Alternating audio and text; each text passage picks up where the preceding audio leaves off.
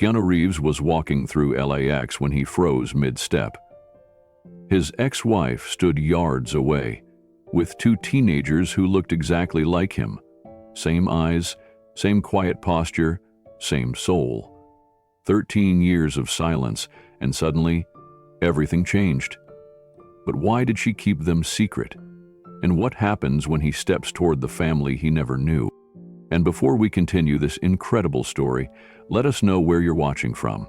If you enjoy stories like this, subscribe to the channel, because tomorrow we have another inspiring story you won't want to miss. Keanu Reeves moved through the terminal at LAX with the weary steps of a man who hadn't slept properly in days.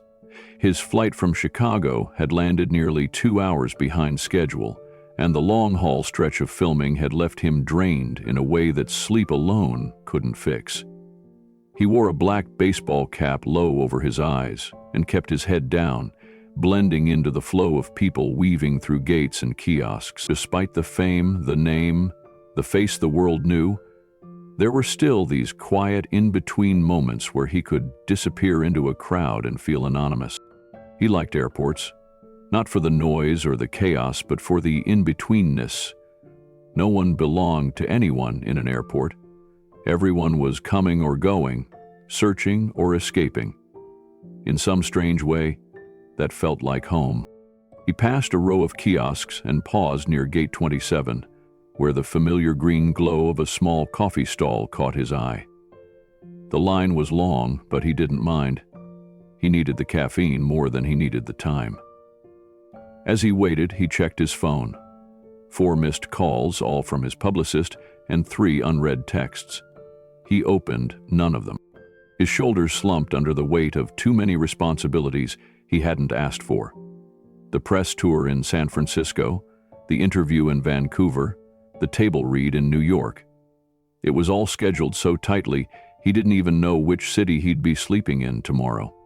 His head pounded as he reached the front of the line and quietly ordered a black coffee. No sugar, no cream, just something real. While waiting, he leaned on a support beam, eyes wandering across the terminal. And then, he saw her. It happened so fast it felt like a punch to the chest. Across the wide concourse, not far from the departure board, stood a woman with a familiar tilt of the head, her finger trailing across the flight list as if she were looking for something important. Her dark brown hair was pulled into a tight bun. She wore a slate-grue dress and carried a worn leather shoulder bag. She moved with grace, with poise, with a rhythm he had once memorized. Sophia? His chest constricted. His knees threatened to buckle. It had been more than a decade since he'd seen her. The last time had been a courtroom hallway, bitter words ringing in the space between them as divorce papers passed through lawyers' hands. And now, without warning, without context, she was here, at LAX, not in a dream, not in memory, but right in front of him. But it wasn't just her that stopped him. It was Edwin who stood beside her. 2 children, a boy and a girl, maybe 12, maybe 13, and both of them looked exactly like him. Keanu's grip on the coffee cup tightened as he tried to make sense of what he was seeing. The boy stood slightly behind Sophia, shoulders squared, a canvas backpack slung over one side. He was talking to the girl next to him, clearly his sister, and though Keanu couldn't hear their words, he saw the casual playfulness between them. The way the boy nudged her shoulder with a smirk, the way she rolled her eyes like she'd seen it 100 times before. Keanu's breath caught when the boy looked up and turned slightly. It was his face. Not similar, not close, identical. The same strong jawline Keanu saw in the mirror every morning. The same serious brow, even when the boy wasn't frowning. Even the way he stood. One foot planted, one hip cocked slightly, hand in the pocket of his hoodie. It wasn't mimicry. It was inheritance. Pure, unfiltered genetics.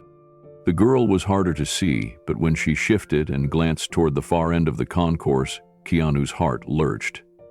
Her eyes, his eyes, met the sunlight streaming in from the high windows, and in an instant, he saw the same piercing green-gray that strangers always commented on. Not just the color, but the way her gaze seemed to cut through the surface of things, searching deeper.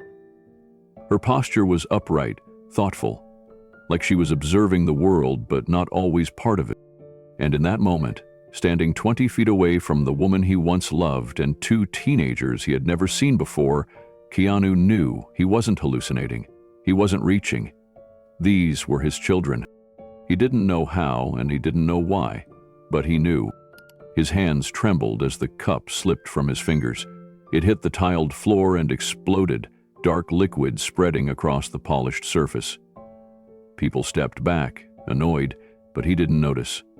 His body stood frozen, his mind surging backward through a past that suddenly looked different.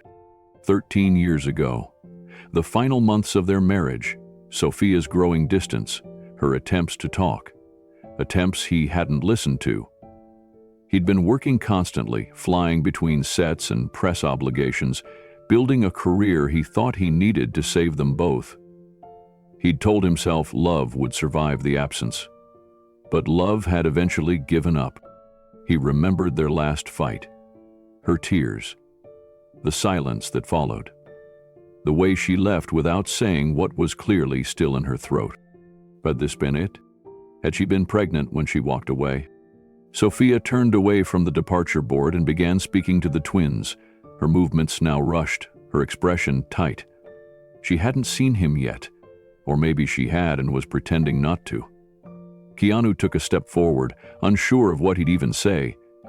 His legs felt like they were wading through water, slow and uncertain, but his mind was racing. Was this real? Were they truly his? Had she hidden them from him all these years?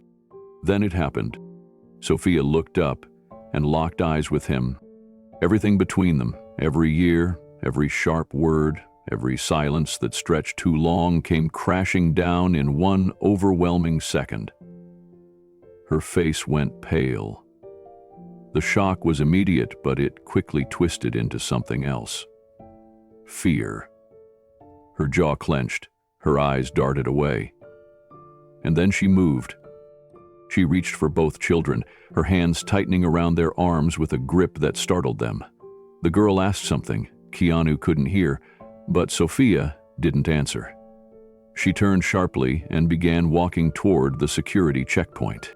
Keanu's instincts kicked in. He stepped over the shattered coffee cup and pushed through the wave of travelers, eyes locked on the three figures now trying to disappear into the crowd. People moved in slow, inconvenient lines, but he didn't care. He had to reach them. He had to speak to her. He had to know. 10 feet. The boy looked back over his shoulder. His eyes met Keanu's for the first time.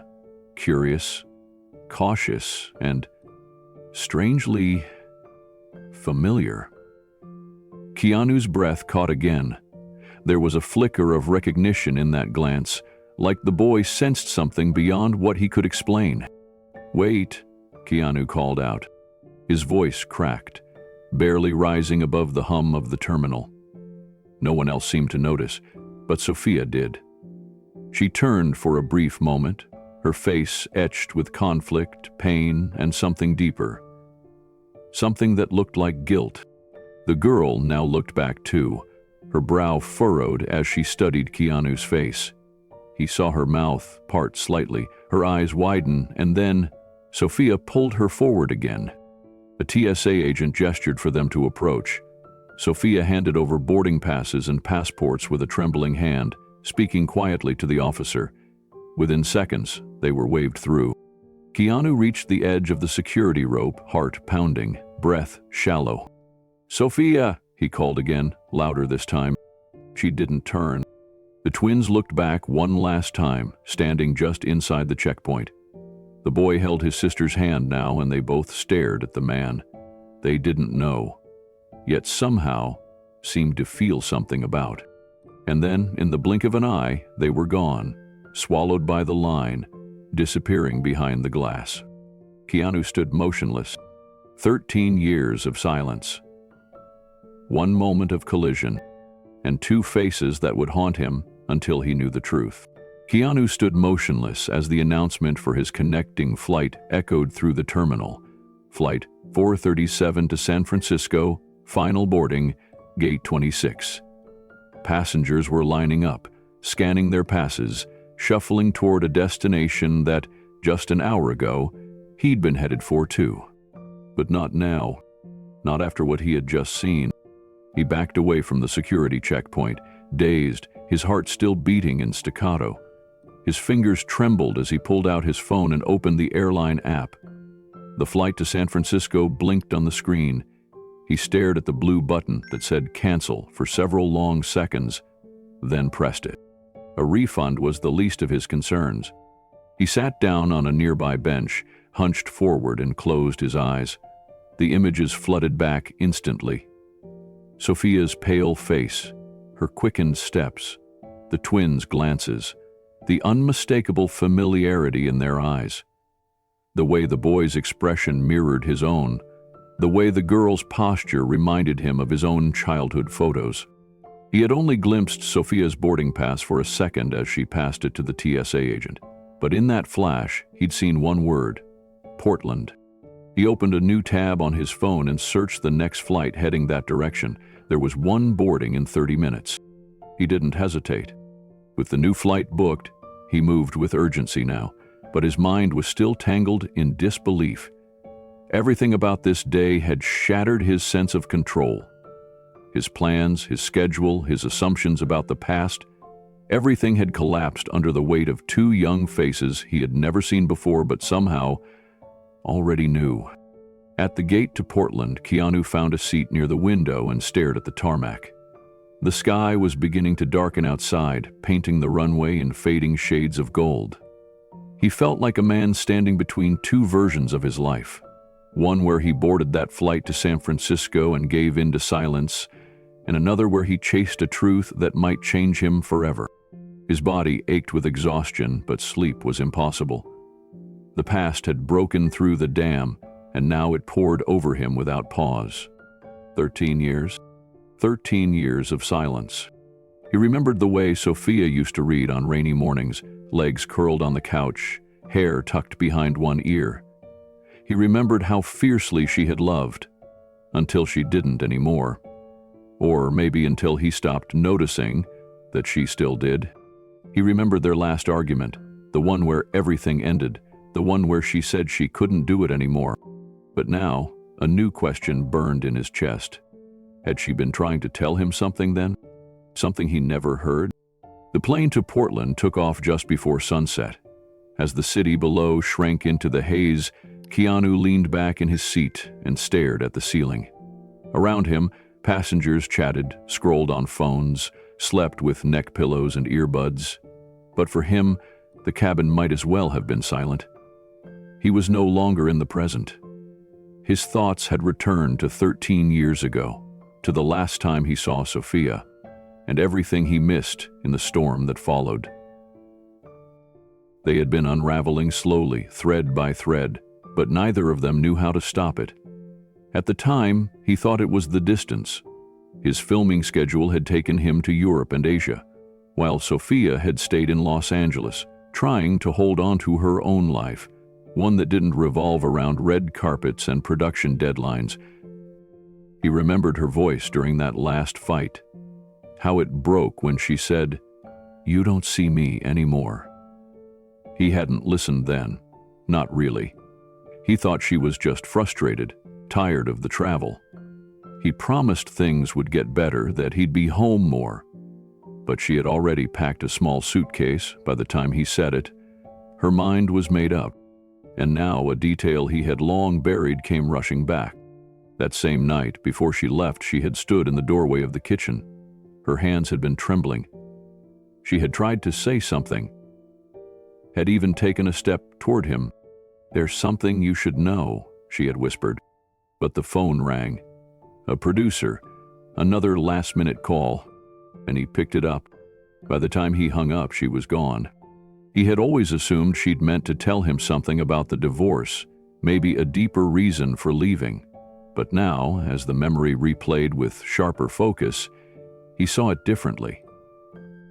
What if that moment, what if those words had been something more?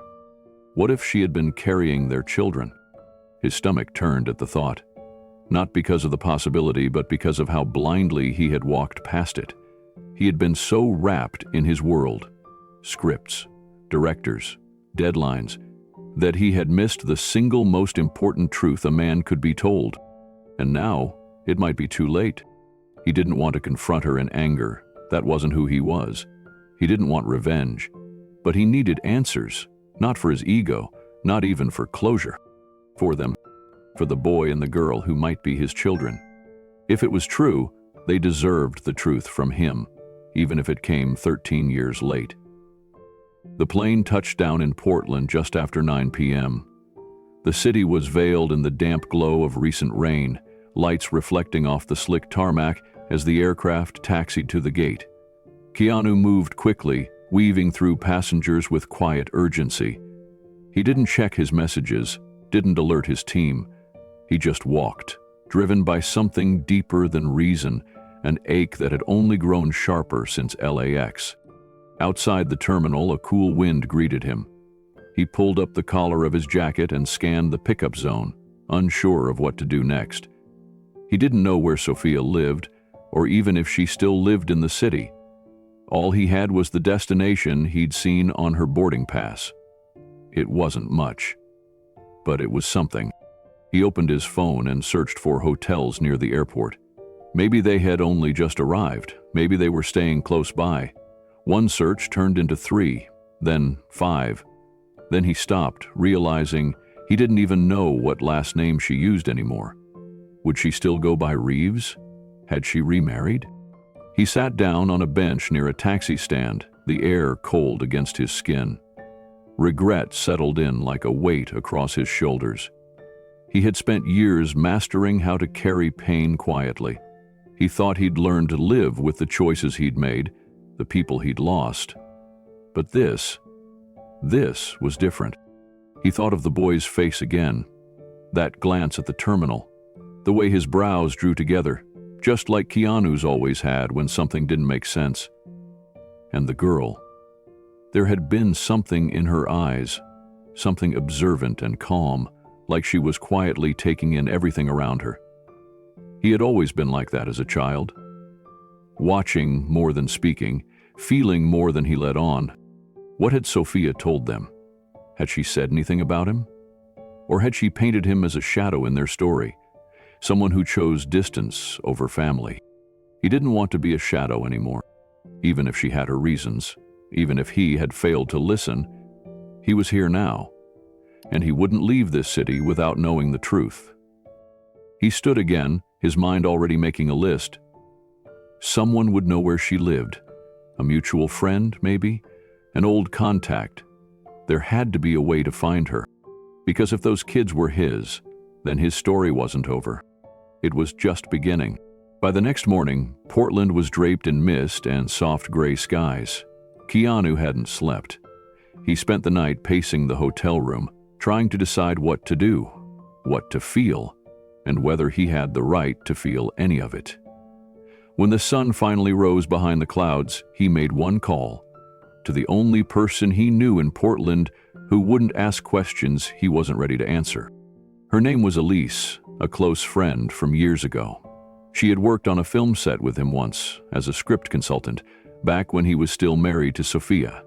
She and Sophia had remained in touch even after the divorce. Keanu hadn't spoken to her in a long time, but if anyone might know something, it was her. He didn't give details over the phone, just asked, quietly, if she knew where Sophia was living.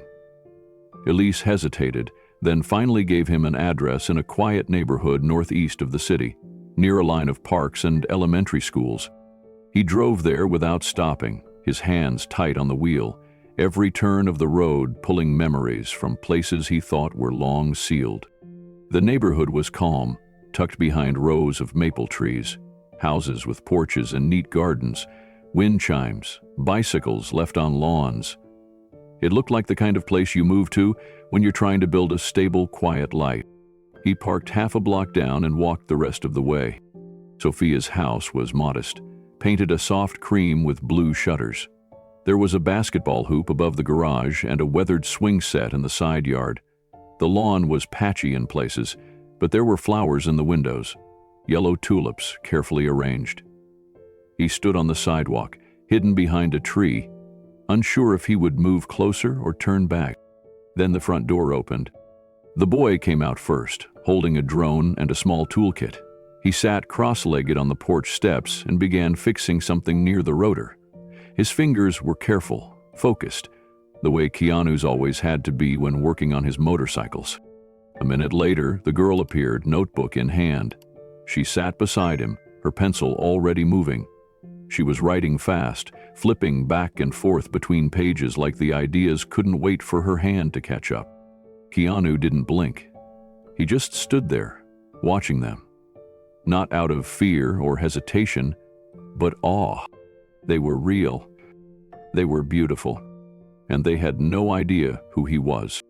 Keanu stood perfectly still, heart pounding in rhythm with the wind that rustled through the maple trees. He couldn't take his eyes off them. The boy adjusted the drone with the kind of quiet focus Keanu had known since childhood, when he used to pull apart old radios just to see how they worked. The girl flipped through her pages again, her pencil darting across the paper. She paused once, glanced at her brother, said something, and laughed. It was light, easy, innocent. Their world was peaceful, untouched. He didn't want to break it. There was a strange ache in his chest, not anger, not even sorrow, something deeper, a sense of loss that wasn't loud. It just existed, steady and unforgiving, like a clock ticking behind everything. This was time he had missed, time he could never reclaim. He watched the way the boy tilted his head while listening to his sister's words, nodding with a half smile. They were close. Clearly more than siblings, they were best friends. Keanu wondered if they had ever asked about their father, wondered what Sophia had told them, wondered if they even knew his name. He took a step back, still hidden behind the tree, as the front door opened again. Sophia stepped out onto the porch, wearing jeans and a navy sweater. Her hair was longer now, darker. Time had changed her, but not erased her. She stood silently for a moment, looking at the two children in front of her. A faint smile touched her lips. But even from a distance, Keanu could see the tiredness in her eyes. The weight she carried wasn't physical. It lived in the way she held herself, quietly, carefully. She called their names. Aiden and Mira. Keanu's breath caught in his throat. So those were their names. Names he had never heard before today. Names he should have helped choose. Names that should have lived on hospital bracelets he never got to hold. First steps he never saw. Bedtime stories he never read. He closed his eyes for a moment, swallowing the lump rising in his throat. The twins gathered their things and followed Sophia inside, the door swinging gently shut behind them. Silence returned to the street. The only sound now was the occasional bird overhead and the wind in the trees. Keanu didn't move. He stayed there long after they were gone, replaying everything he'd seen, not just their faces, but their voices, their movements, their energy. It wasn't just resemblance, it was recognition. And yet, he still had no answers. Why hadn't Sophia told him? Had she been trying to protect them? Or had she been trying to punish him? That last question hurt more than he expected. He didn't want to believe she'd been cruel. Sophia had never been that. But maybe she had been scared. Maybe she thought he wouldn't have stepped up. Maybe she believed the version of him that used to put work before everything else. Maybe she had been right back then. But he wasn't that man anymore. That evening, back in his hotel room, Keanu sat at the small desk by the window, a journal open in front of him. The page was blank. His pen hovered for several minutes before he finally pressed it to the paper. He had started journaling years ago, during one of the loneliest stretches of his life. Writing helped when words spoken aloud were too heavy. Tonight, the silence in the room was unbearable, but the page was willing to receive every buried thought. He began to write, slowly at first. Then the words came faster, as if the dam had cracked wide open. I saw them today, Aiden and Mira. I stood across the street and watched them laugh. I've never seen them before, but somehow I know them. They move like me. They smile like Sophia. And they don't know I exist. He paused, his hand trembling slightly. I don't know if I deserve to. I was angry back then, absent, emotionally and physically. I told myself I was working for our future. But the truth is, I was running. I couldn't face the reality that Sophia needed me to change. I let her leave without asking why. He turned the page. He tried to tell me once. That night, I remember it now, I didn't listen.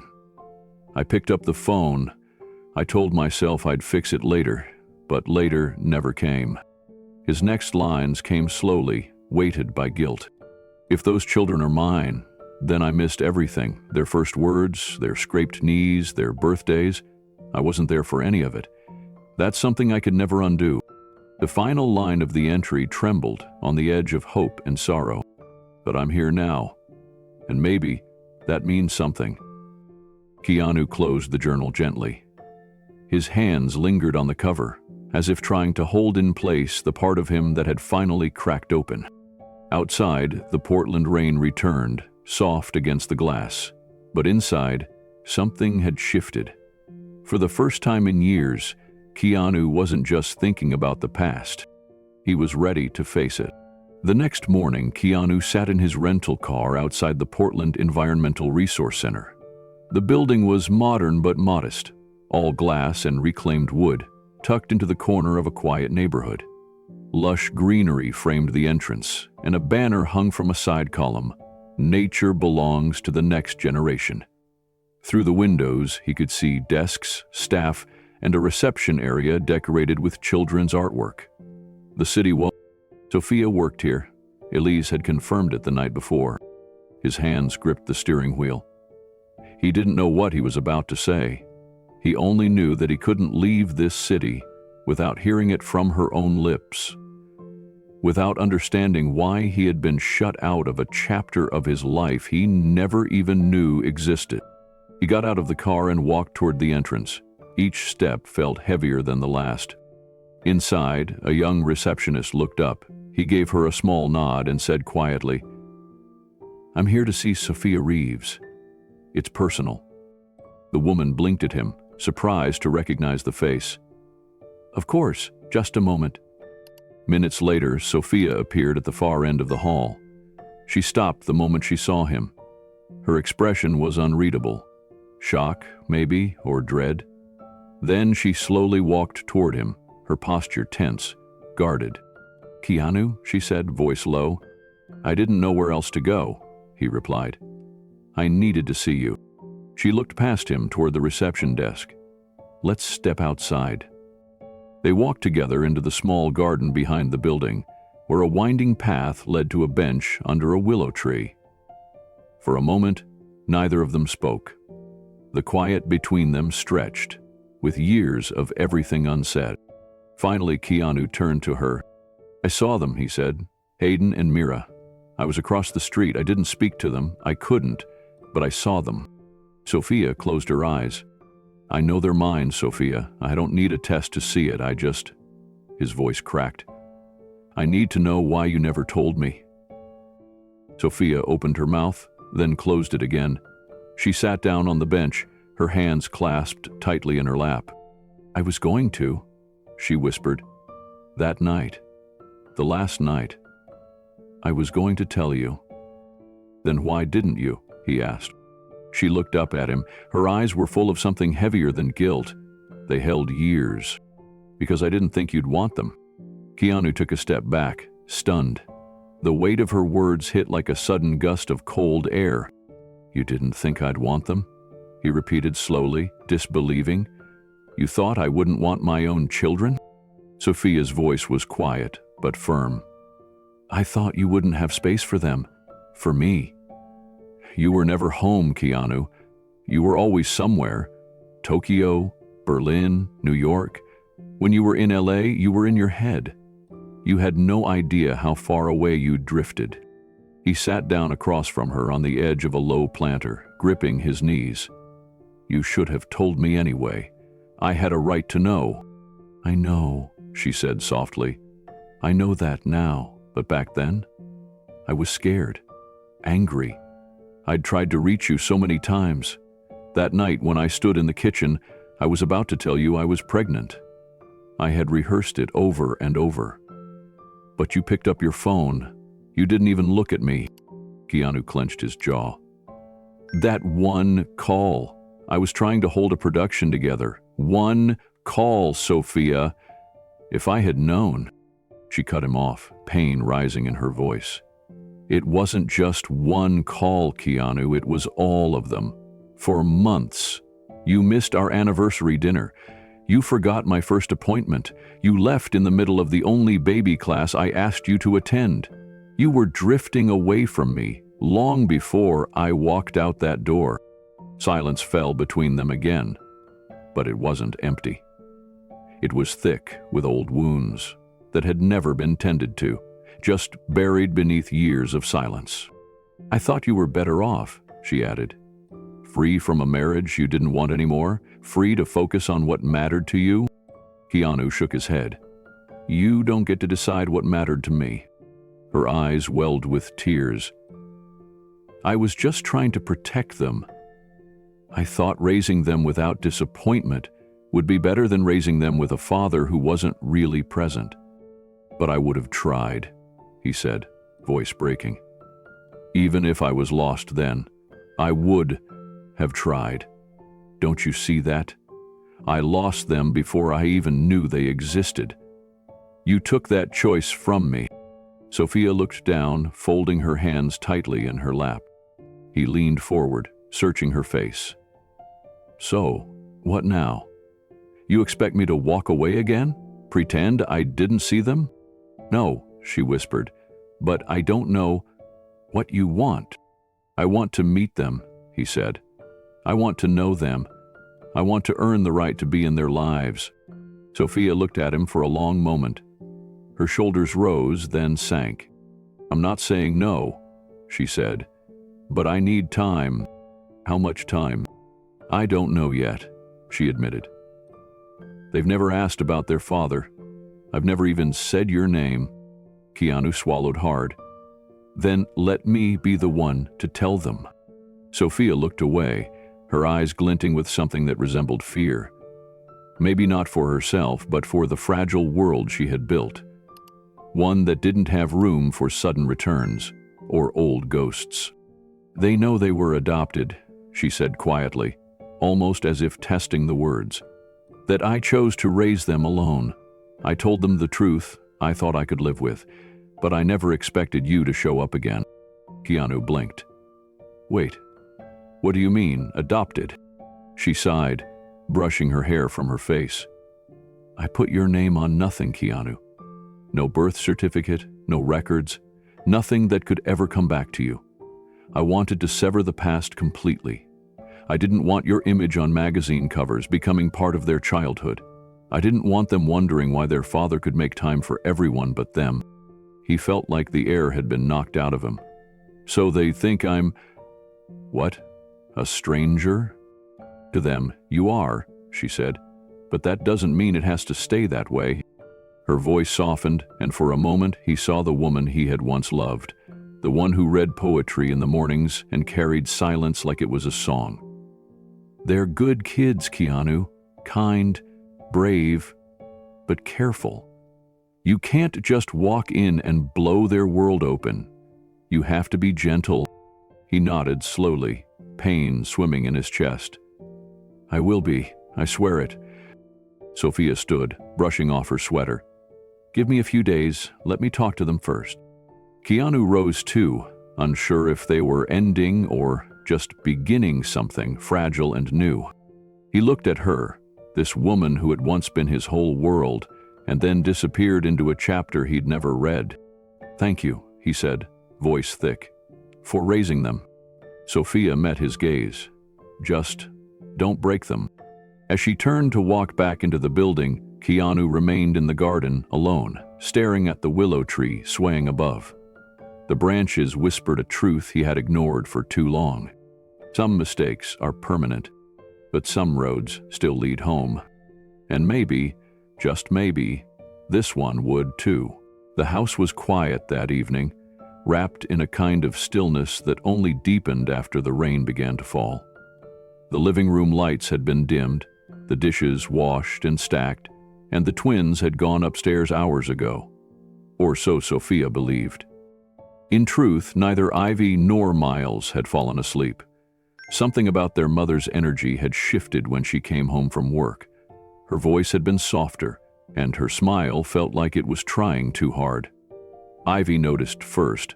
She always did. At 15, she could read her mother's moods like notes on a page, and tonight, something was off-key.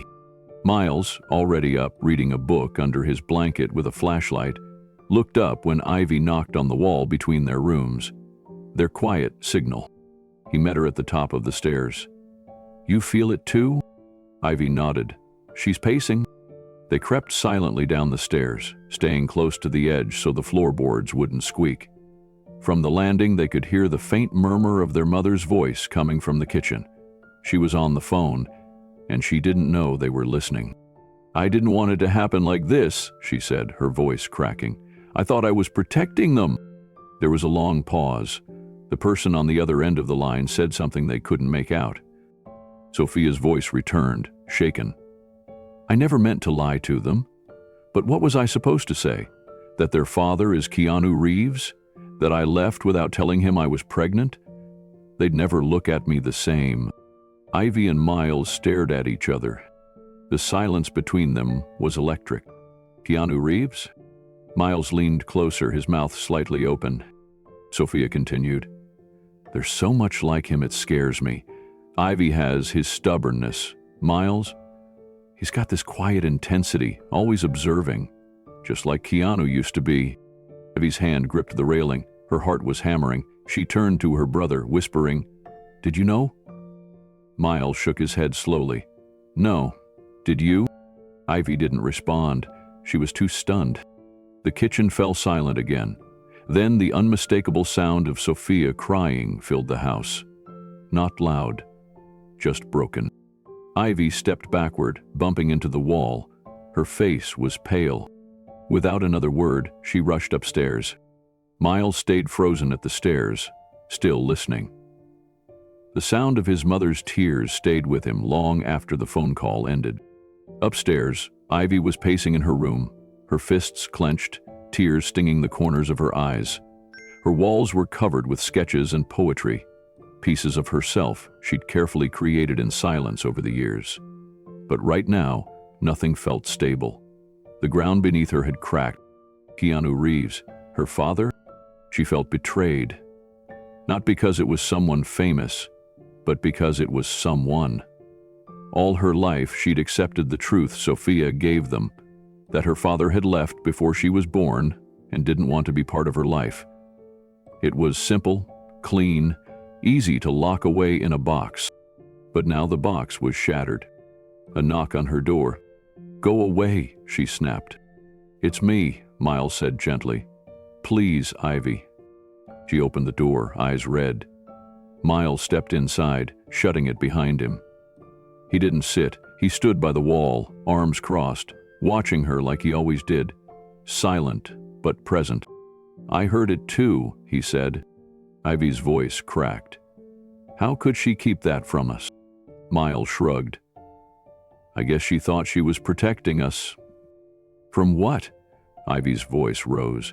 "From knowing we had a father who didn't know we existed. From growing up with a lie."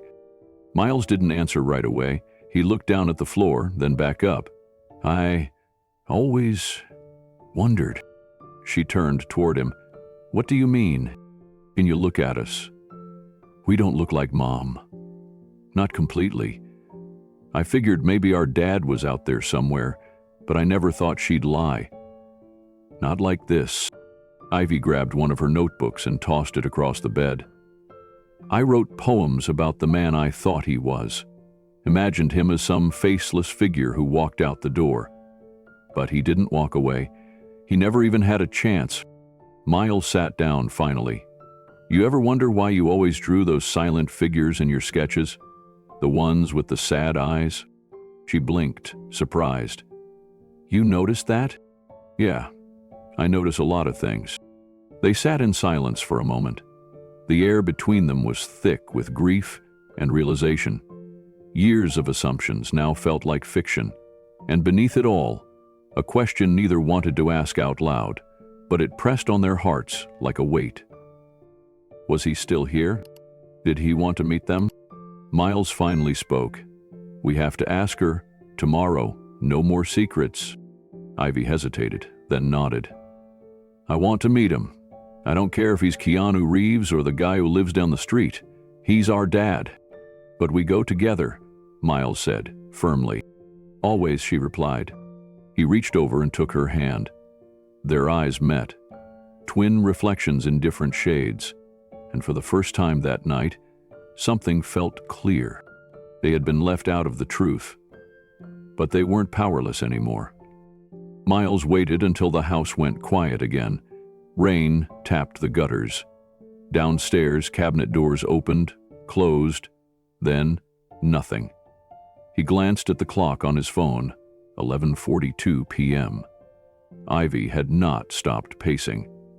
Finally, she stopped, looked at him, and said what they were both thinking. We're not sleeping until we talk to her. They crept back to the landing. The kitchen light was on low. Their mother sat at the table, elbows on the wood, phone face down beside a mug of untouched tea. Her eyes were red. She did not see them at first. Mom? Miles said. Sophia startled and stood. You're supposed to be in bed. We heard you, Ivy said. No anger at first, just truth. Keanu Reeves. You said he's our father. Sophia's shoulders fell. She closed her eyes. I was going to tell you. I just needed time. How long? Ivy asked. 15 years. Miles stepped forward. Why did you call us Aiden and Mira earlier? He had not meant to say it, but it tumbled out. You haven't used those names since we were little. Sophia sank back into the chair. Those were the names I wrote on your first hospital tags. Miles Aiden Reeves. Ivy Mira Reeves. When I got scared, I used to say them in full. I guess today brought it back. So we are Reeves, Ivy whispered. You're mine, Sophia corrected. Names don't change that. Is he really our dad? Miles asked.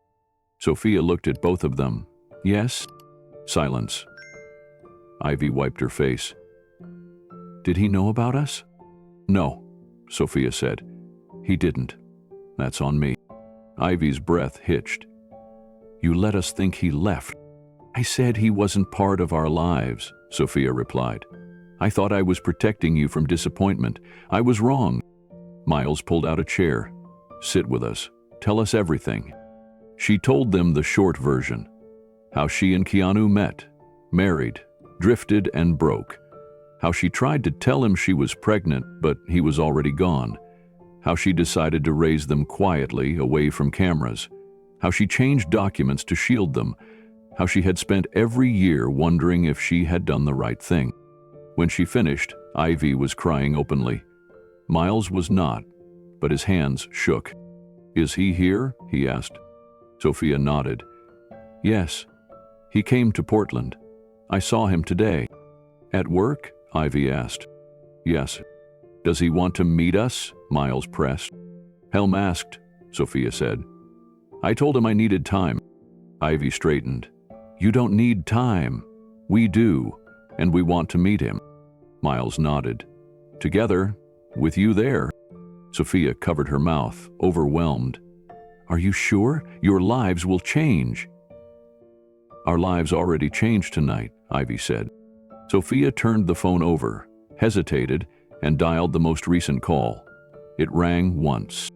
Keanu, she said softly when he answered. They know. They heard his breath through the speaker.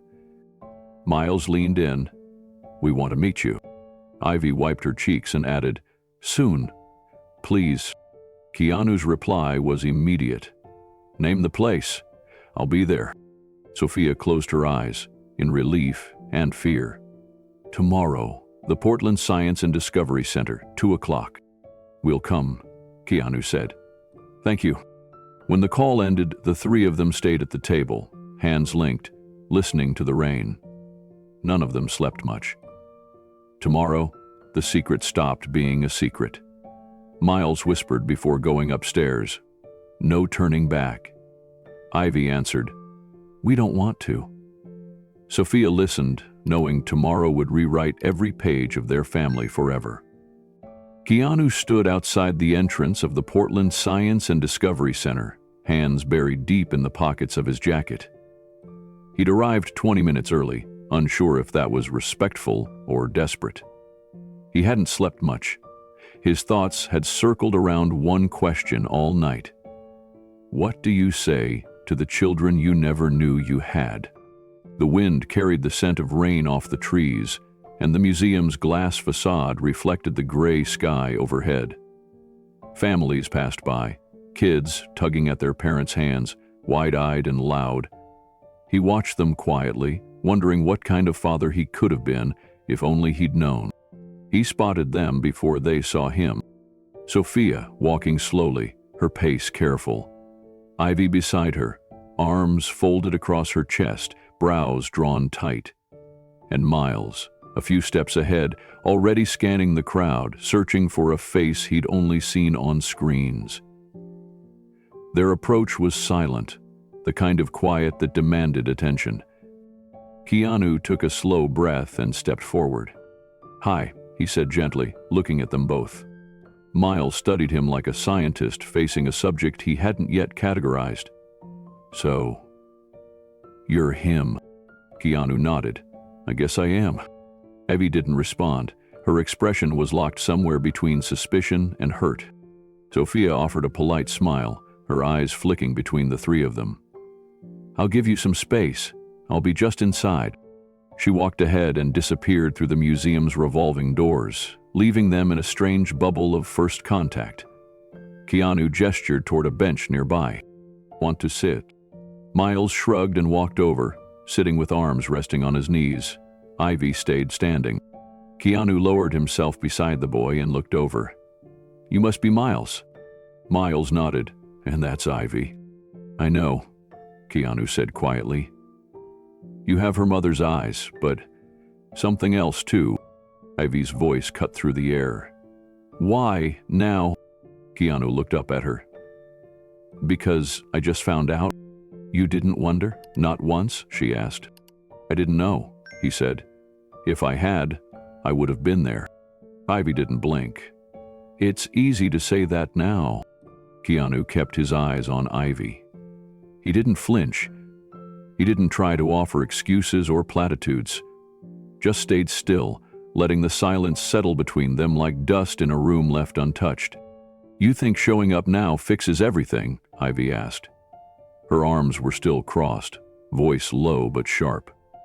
"We grew up wondering, making up stories.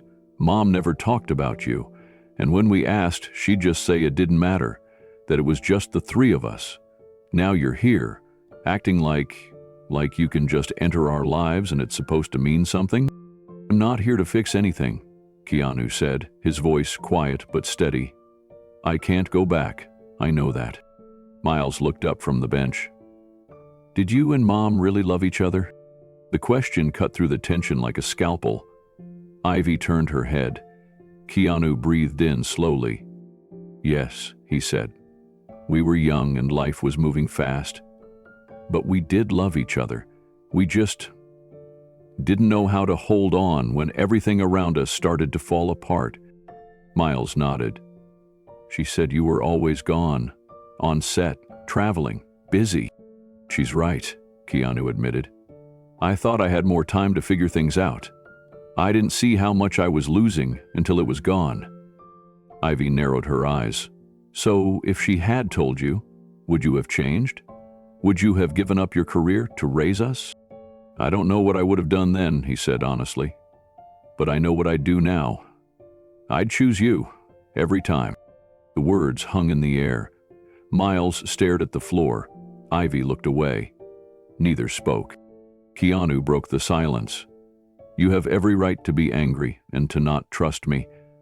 I don't expect anything from you. I want to know you, even if it's just a little.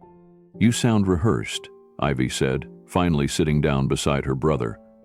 Like you've had this talk in your head 100 times. I have, he replied.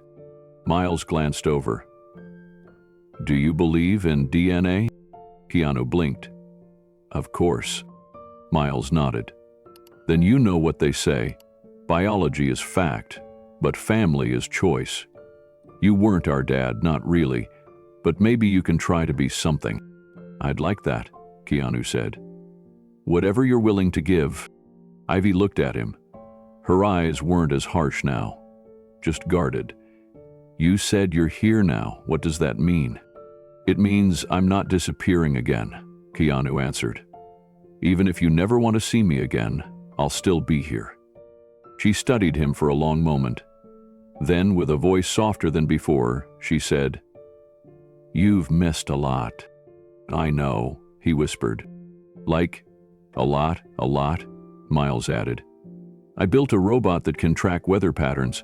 Ivy published a poem last spring. You missed all of it. Keanu's smile was small but real. Tell me everything. They didn't. Not yet, but they didn't get up and walk away either. And that was a beginning. They decided to walk through the museum together, not to dive into anything deep, just to share space, breathe the same air, and let the silence say what words couldn't. The moment felt fragile, like glass stretched too thin. But they walked, side by side, with a quiet rhythm that slowly began to sink. Keanu followed as Miles led them through the Enter-Robotics exhibit. Ivy kept her distance, often a step behind, but she didn't walk away. Miles pointed to a solar-powered drone on display. I built something like this for my science fair project last year. Keanu looked impressed. Really? Yeah, Miles said. Didn't win, but the judges said it had real-world potential. I'm trying to make the next version track environmental changes, like wind shifts and barometric pressure. I figured if I could find patterns in the air, maybe I could help farmers or people who live near wildfires. That's amazing, Keanu said, and he meant it. You think like an engineer. I think like me, Miles replied. Mom says I get that from her. Keanu smiled. I'm sure you do. But I see something else in you too. Something familiar? Miles looked up at him but didn't answer. He didn't need to. Across the room, Ivy stood in front of a large wall covered in visitor-submitted poems. Her eyes scanned the words quietly, fingers brushing the edge of one particular card near the top. Keanu walked over, cautiously. Did you write one? He asked. Ivy shrugged. Last year, for a teen creative writing contest. They posted it here with the winners. Can I read it? She hesitated, then nodded once. Keanu stepped closer and read the poem slowly. The words were simple but piercing. It spoke of time like a thief, of faces only seen in dreams, of voices that never came but were always longed for. It didn't mention a father, but it didn't have to. He turned to her. You wrote this when you didn't know about me? I wrote it when I thought I didn't need to know, she replied. Keanu swallowed hard. It's beautiful. Ivy's lips pressed together. Then, softly, she asked, What if we don't want what you're offering? I'll still be here, Keanu said, and I'll still care. This isn't conditional. She studied him. Even if we never forgive you? You don't owe me forgiveness, he said. You owe yourselves the truth. I just want to be honest with you now. Miles joined them. So what now? You just hang around Portland? I rented a place nearby, Keanu said, for as long as I'm welcome. I won't push. I just want you to know I'm reachable. Ivy crossed her arms again, but this time less tightly. If we had questions, would you answer all of them? Even the hard ones? Especially the hard ones, Keanu said. There was a long pause. I'm not saying this changes everything, Ivy said. I wouldn't expect it to, Keanu replied. But it's a start, she said quietly. Keanu nodded. That's all I was hoping for. Miles looked between them. Maybe next time we meet, you could bring photos of you back then, and of you and Mom. Keanu smiled, surprised by the request. I will. The announcement overhead signaled the museum's closing. Lights dimmed slightly, and families began trickling toward the exit. Sophia reappeared by the aquarium tunnel, giving a gentle nod, waiting to see if her children were ready to leave. But as they walked back toward her, something in their steps had changed. They weren't walking away from Keanu anymore. They were walking with the possibility of return. The drive home from the Science Museum was quiet, but it wasn't peace. It was pressure, thick and tight, settling into the corners of the car. Ivy leaned her head against the window, arms folded. Miles sat stiffly, his hands gripping the straps of his backpack. Sophia's fingers tapped the steering wheel. Too fast, too often. At a red light, she looked at them through the mirror. You both okay? Neither answered. The green light came, she drove on. By the time they reached the house, Ivy was already halfway to her room, slamming the door behind her. Miles followed, slower, but didn't speak. Sophia stood in the living room, alone, staring at the front door like something had been let in she couldn't contain. Upstairs, Ivy tore open her journal and wrote furiously. Words came in bursts: anger, betrayal, confusion, and a fear she couldn't admit aloud. She wanted to scream, but instead just wrote harder. Pressing the pen so deeply into the page, it left indents even after the ink dried. Miles didn't sleep. Instead, he stayed on his laptop. The search results felt endless. Keanu Reeves movies, interviews, charities, quotes, trivia pages. He saved them all. He watched clips from talk shows, trying to find traces of himself in the way the man blinked, the way he paused before answering. Miles wasn't angry, he was just full of questions. Around 2 a.m., Ivy burst into his room. Can you stop watching him like he's a celebrity? She snapped. He's not a YouTube channel, he's a stranger. He's our father, Miles said without flinching. He's a ghost, Ivy shot back. He shows up once and now you're ready to build a shrine? I want to know who I came from, Miles said.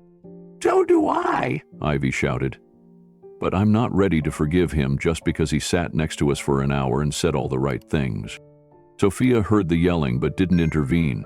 She sat in the hallway, listening, heartbreaking at how quickly the silence from earlier had turned into something so loud. Her family was unraveling, and all she could think was, maybe I should have waited longer. The next morning began with doors closing softly and no one speaking over breakfast. Ivy walked into the kitchen, grabbed a piece of toast, and left without making eye contact. Miles stayed at the table, scrolling through his notes like it was just another day of studying, though his eyes were swollen from lack of sleep. Sophia poured coffee and leaned against the counter. Do either of you want to talk? Miles looked up. We already did. I meant with me, she replied gently. Ivy's mad at me, he said, because I want to understand him. She's not mad at you, Sophia said. She's scared. Ivy's voice came from the hallway. Don't speak for me. Sophia turned. Ivy stood in the archway, arms crossed, wearing an old hoodie that looked too small on her now. You always did that, she continued, tried to explain our feelings for us. Like you were the interpreter between us and the world. Sophia set her cup down. I didn't mean it like that. You lied to us, Ivy said, stepping closer. You told us we didn't have a dad. You made up this whole reality. And now? You want us to just roll with it like nothing happened? I was trying to protect you, Sophia said, her voice tightening. I didn't want to drag you into a life that wasn't stable. That was your choice, Ivy said, not ours. Miles stood up. Maybe we should talk to him again. Ivy snapped. Why? So you can keep playing detective? Because maybe he's not the person we imagined, Miles said. And maybe we're not either. Sophia stepped in. Ivy, you have every right to feel betrayed. But that doesn't mean Miles is wrong to be curious. You're both trying to make sense of this. Ivy rubbed her temples. I'm tired of everyone talking like this is some beautiful twist in our story. It's not. It's a crack, and I don't know if we can fix it. Sophia's voice dropped. I don't know either. There was a pause. Ivy's breath hitched, and for the first time in days, she looked lost instead of angry. I want to yell at him, she said. Scream. Ask why he never came, even if he didn't know. I want someone to blame. Sophia crossed the room and wrapped her arms around her daughter. Ivy didn't pull away this time. She just stood there, eyes closed, leaning into the only anchor she'd known. Miles looked at them both and said, Maybe we all just need time. Sophia nodded. I think we do. Later that afternoon, Keanu sat in his rental, staring at the ceiling. The photos were spread across the table. Pictures from his wedding to Sophia, images from movie sets, and quiet snapshots he had pulled from boxes he hadn't opened in years. He'd been preparing them for the kids, hoping to give them something real, something not curated by fame or filtered through tabloids. But none of it felt like enough. He had called no one, not his agent, not his friends. He hadn't even answered emails. The world could wait. For once, he had something more important than scripts or interviews. He looked at his phone. No messages. He wondered if they would ever reach out again. If that one conversation at the museum would be all he'd ever get. He couldn't blame them if it was, but it didn't stop the ache in his chest. Then a buzz. Miles had texted. No words, just a photo. It was the drone exhibit from the museum, and beneath it 3 stick figures drawn on a napkin. One had spiky hair. One had glasses. One had long legs and folded arms. Keanu stared at it for a long time. Then he smiled. It wasn't an invitation. But it wasn't silence either. And right now, that was everything. That evening, Sophia stood alone on the back porch, watching the sun melt behind the pine trees. The twilight air carried the hum of cicadas, and for a while, it was the only sound filling the space between past and present. She held a cup of tea she hadn't touched, her thoughts circling the same questions over and over. Had she done the right thing? Was she protecting the kids, or herself? She hadn't expected the past to show up in Terminal B like a ghost in flesh, and she certainly hadn't expected her children to see themselves in his face and wonder what else they'd missed. Inside, Miles sat on the floor with his back against his bed, scrolling through the napkin sketch on his phone again. He'd taken a photo of it just after they'd left the museum and couldn't stop looking at it. Ivy had doodled it without thinking, absently drawing the 3 of them during the brief silence while Keanu was explaining something about Saturn's rings.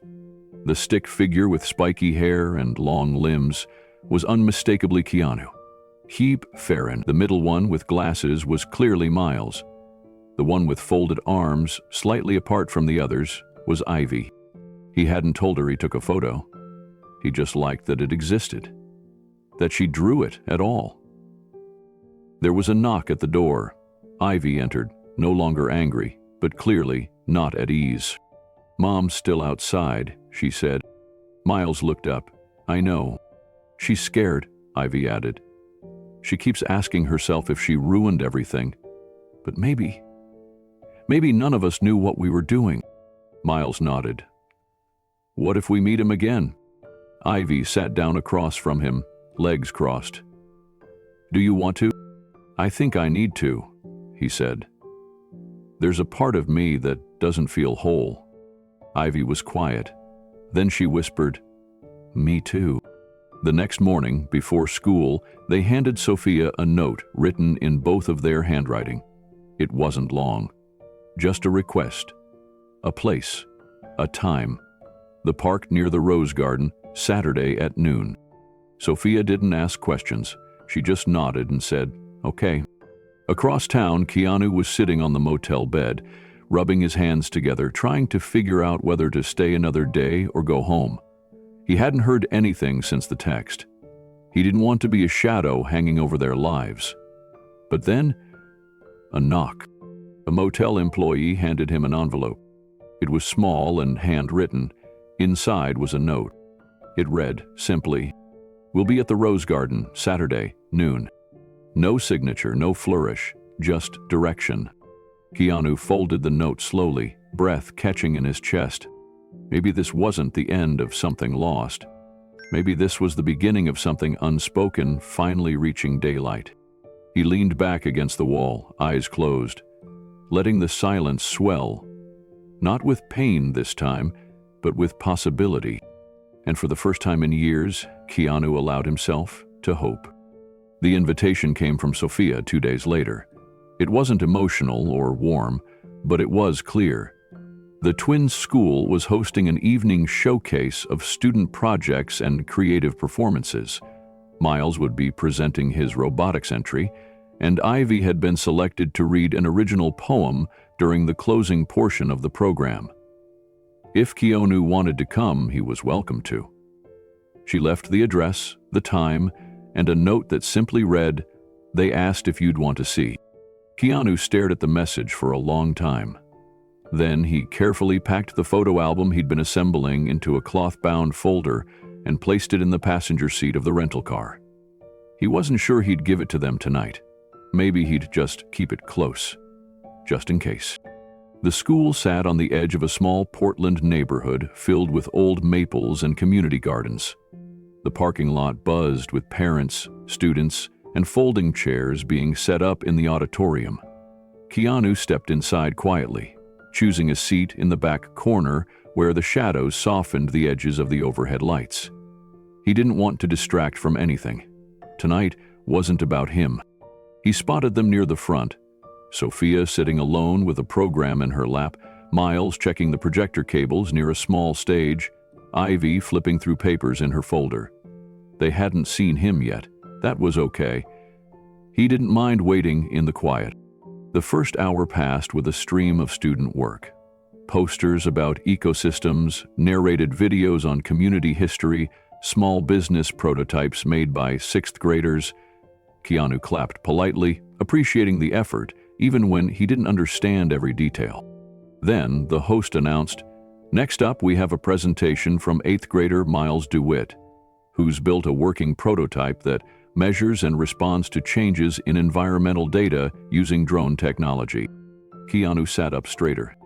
Miles walked onto the stage, adjusting the mic awkwardly. He wasn't nervous, just focused. "This project came from watching a summer of wildfires affect families in Oregon," Miles said. "I wanted to build something that could help detect air quality and track changes in wind pressure, to better alert people before danger spreads." He stepped aside as a screen lit up behind him. A drone prototype lifted off gently from a launch pad, hovered, and then began transmitting real-time data onto a monitor, showing graphs and changes in temperature and particulates.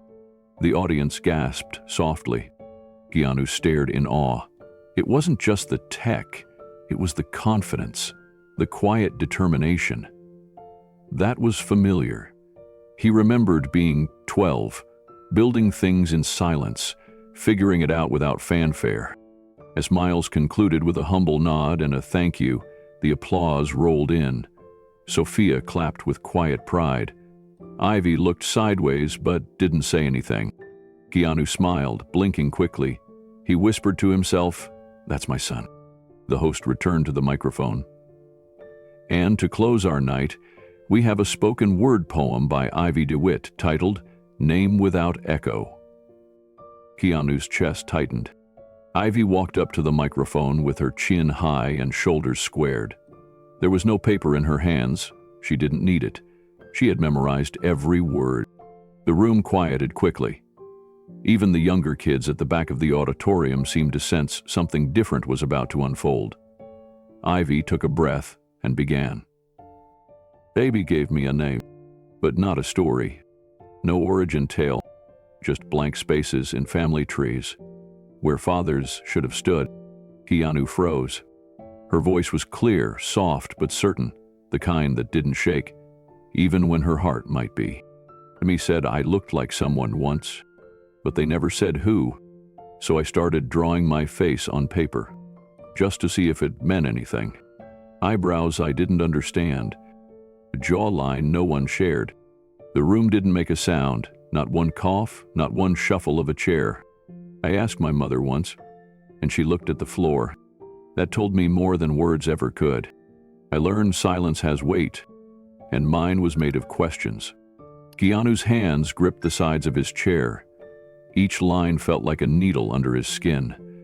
But it wasn't shame he felt. It was grief. I am not missing pieces. I am made of all the gaps. I am the echo of a name. That was never whispered to me. Until now.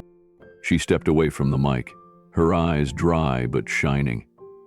The applause didn't erupt. It started softly, hesitantly, as if the crowd needed a moment to return from wherever she had taken them. Then it grew. Sophia stood, clapping, her eyes wet with pride and something deeper.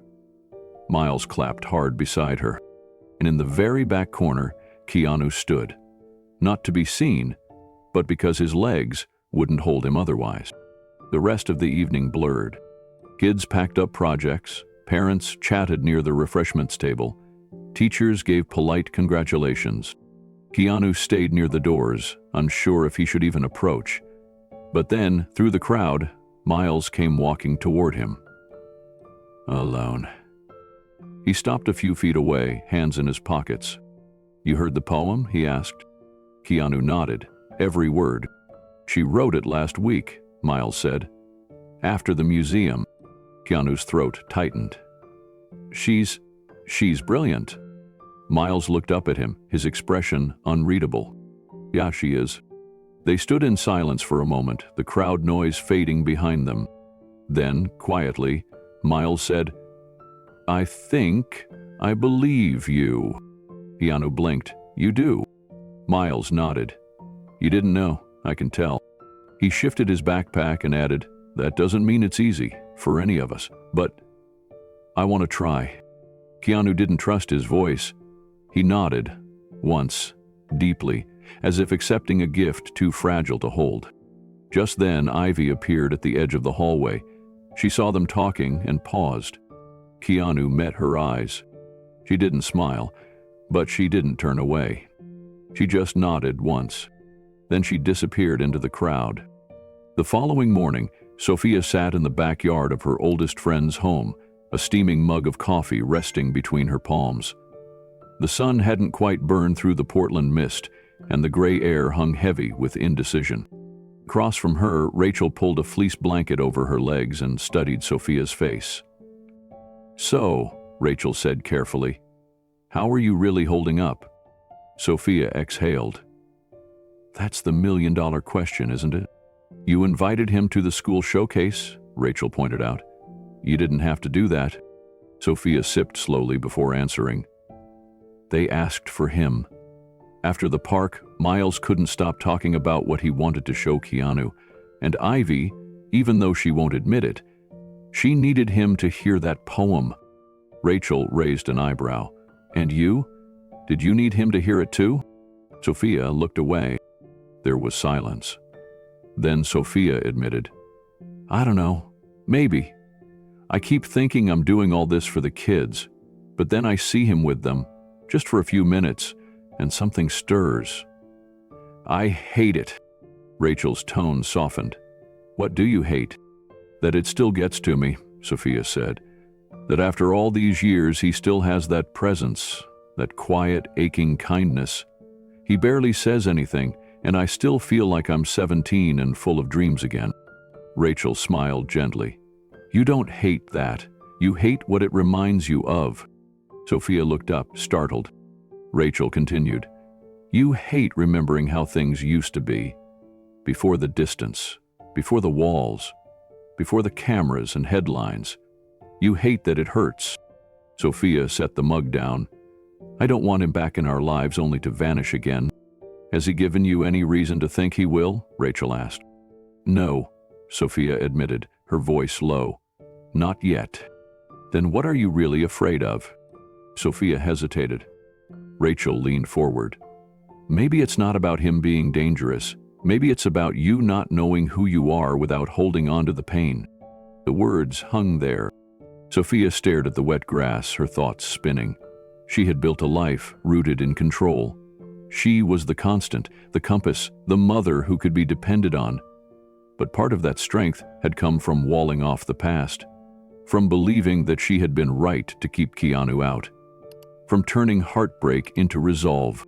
If she opened the door again, even slightly, what would come through? Not just Keanu, but the version of herself she had buried. I don't know how to trust him, she whispered. Rachel replied, Then maybe don't start with trust. Start with truth. Start with conversation. Start with being willing to feel again. Sophia closed her eyes. She hadn't cried during Ivy's poem. She'd held it all in, pressing her fingers into her palms so tightly that her nails left crescent marks. She couldn't afford to fall apart. But maybe falling apart wasn't the enemy anymore. Later that day, Sophia sat in her car outside the food co-op where she used to volunteer. She hadn't stepped inside in months. But something about being there now, parked in that familiar spot, grounded her. The windshield framed her reflection, and for the first time in a long while, she stared at herself without judgment. She remembered the day she left Los Angeles. She'd been barely showing, just a flicker of life inside her and 1,000 questions that no one else could answer. Keanu had been immersed in a new role. She couldn't get his attention, not really. Every conversation felt like it ended with her being reassured that everything was fine, but it wasn't fine. She was afraid, and she didn't want to be invisible anymore. She had walked out without telling him. She'd told herself she would write, call, explain later. But the days became weeks. Then the twins were born, and suddenly the silence between them was too wide to cross. Sophia took a shaky breath. She hadn't done it to be cruel. She'd done it to protect herself. And maybe, just maybe, she'd also done it because she was afraid of losing the version of herself that didn't revolve around someone else's shadow. She glanced at her phone. A message from Rachel sat unread for hours. You okay? Do you want to talk more? Sophia didn't reply. Instead, she drove. She wasn't sure where she was going until the street names started to look familiar. It was the long road that curved up toward the hills, past the park where Keanu had once met the twins. She hadn't even known he was watching them that day, but now, with the full story unfolding, she found herself retracing his steps. She pulled into a gravel lot by the overlook and parked. The city stretched beneath her in all directions. Lights flickered to life as dusk settled over rooftops and bridges. The scent of cedar clung to the air, grounding and raw. Sophia climbed out of the car and leaned against the hood, arms crossed over her chest. Letting go of control meant letting go of the story she'd been telling herself for 13 years. That she was the only one who could protect the twins. That Keanu wouldn't have understood. That he would have disappeared, even if she had told him. But what if he wouldn't have? What if the person she'd protected them from had actually been ready? Or worse, what if she hadn't even given him the chance to prove it? Tears threatened, but she blinked them back. This wasn't about erasing what she'd done. This was about deciding what came next. She pulled out her phone again. This time, she opened a new message. No drafts, no rehearsals. Are you free to talk tomorrow? Just us? She stared at the screen for a long moment before hitting send. The moment the message disappeared, a quiet shift settled in her chest. Not relief, not certainty, just honesty. Maybe it was time to stop surviving the past and start facing the future. One conversation at a time. It happened on a Tuesday afternoon. Sophia was at work, buried in reports and planning the next community cleanup for the nonprofit when her phone rang. It was the school nurse. Ivy collapsed during gym class. Severe stomach pain. We've called an ambulance. Sophia's breath caught. I'm on my way, she choked, already grabbing her bag. The hospital was 15 minutes away, but traffic stretched every second into an eternity. Sophia barely remembered the drive. Her hands trembled on the wheel. By the time she reached the emergency entrance, Ivy was already being wheeled into triage. Her face was pale, her arms curled tightly around her stomach. Mom, she whimpered, barely conscious. I'm here, baby, Sophia said, trying to sound steady, but her voice cracked. The nurse asked for insurance, identification, forms, words that blurred together in a cloud of panic. Sophia handed over everything with shaking fingers. Then she was directed to a waiting room while they ran tests and blood work. The moment she sat down, her strength cracked. She pulled out her phone and stared at the screen. There were numbers she could call. Friends, neighbors, Rachel. But her finger hovered over one name, Keanu. She didn't hesitate this time. Her heart was already breaking wide open. She hit call. He answered on the second ring. Sophia. Her voice shook. It's Ivy. She collapsed. The hospital? St. Mary's. They think it's her appendix. I'm coming. She didn't hear anything else before the call ended. Just those two words. 20 minutes later, he arrived. Keanu walked in with purpose, but not panic, his eyes locked on hers. She didn't realize how alone she had felt until she saw him standing in front of her. Any updates? He asked. Sophia shook her head. Not yet. She was in a lot of pain. He nodded, then sat beside her.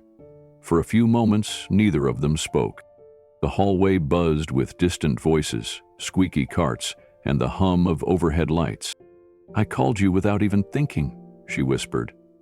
I didn't even know what I was doing, I'm glad you did, he said. Sophia looked down at her hands, twisting the ring on her finger. I didn't know who else to call. I did, but none of them felt right. Keanu turned to her, his voice gentle. You didn't have to explain. I'm here. A nurse stepped in. Ivy is in imaging. The doctor suspects appendicitis. If that's the case, they'll prep for surgery tonight. Sophia nodded, forcing herself to stay upright. But inside, the ground beneath her was unsteady. Keanu leaned closer. Want me to call Miles, or should we wait until we know for sure? She hesitated. He's got robotics club.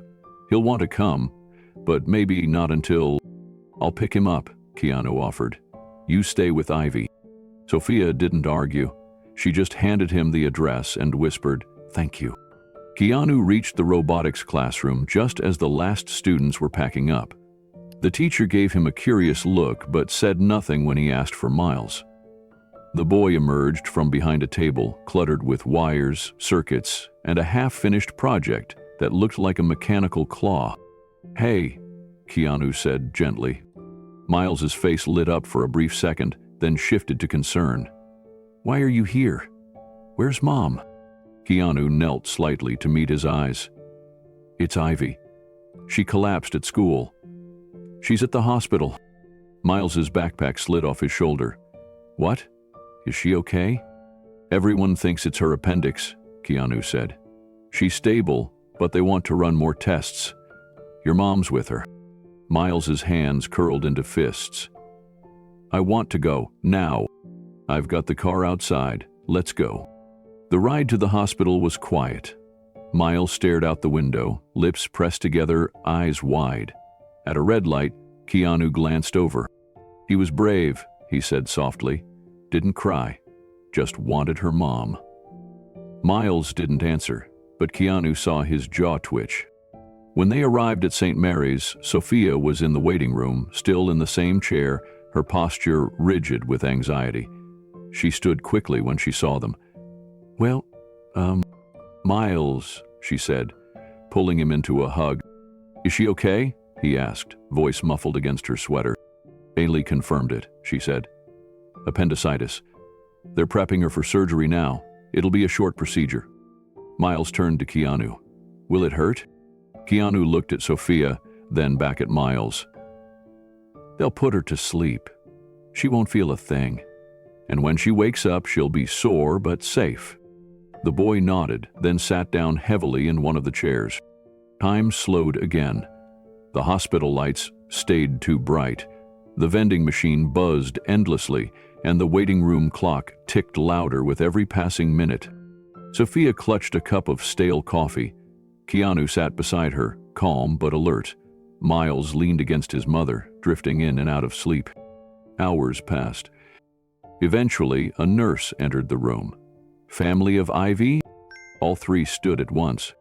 "She's out of surgery," the nurse said. "It went smoothly. She's in recovery now. One parent can go in first." Sophia turned to Keanu, eyes filled with emotion.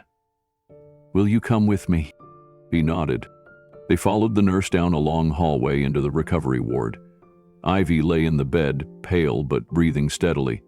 An IV dripped beside her, and her hands twitched slightly as she stirred.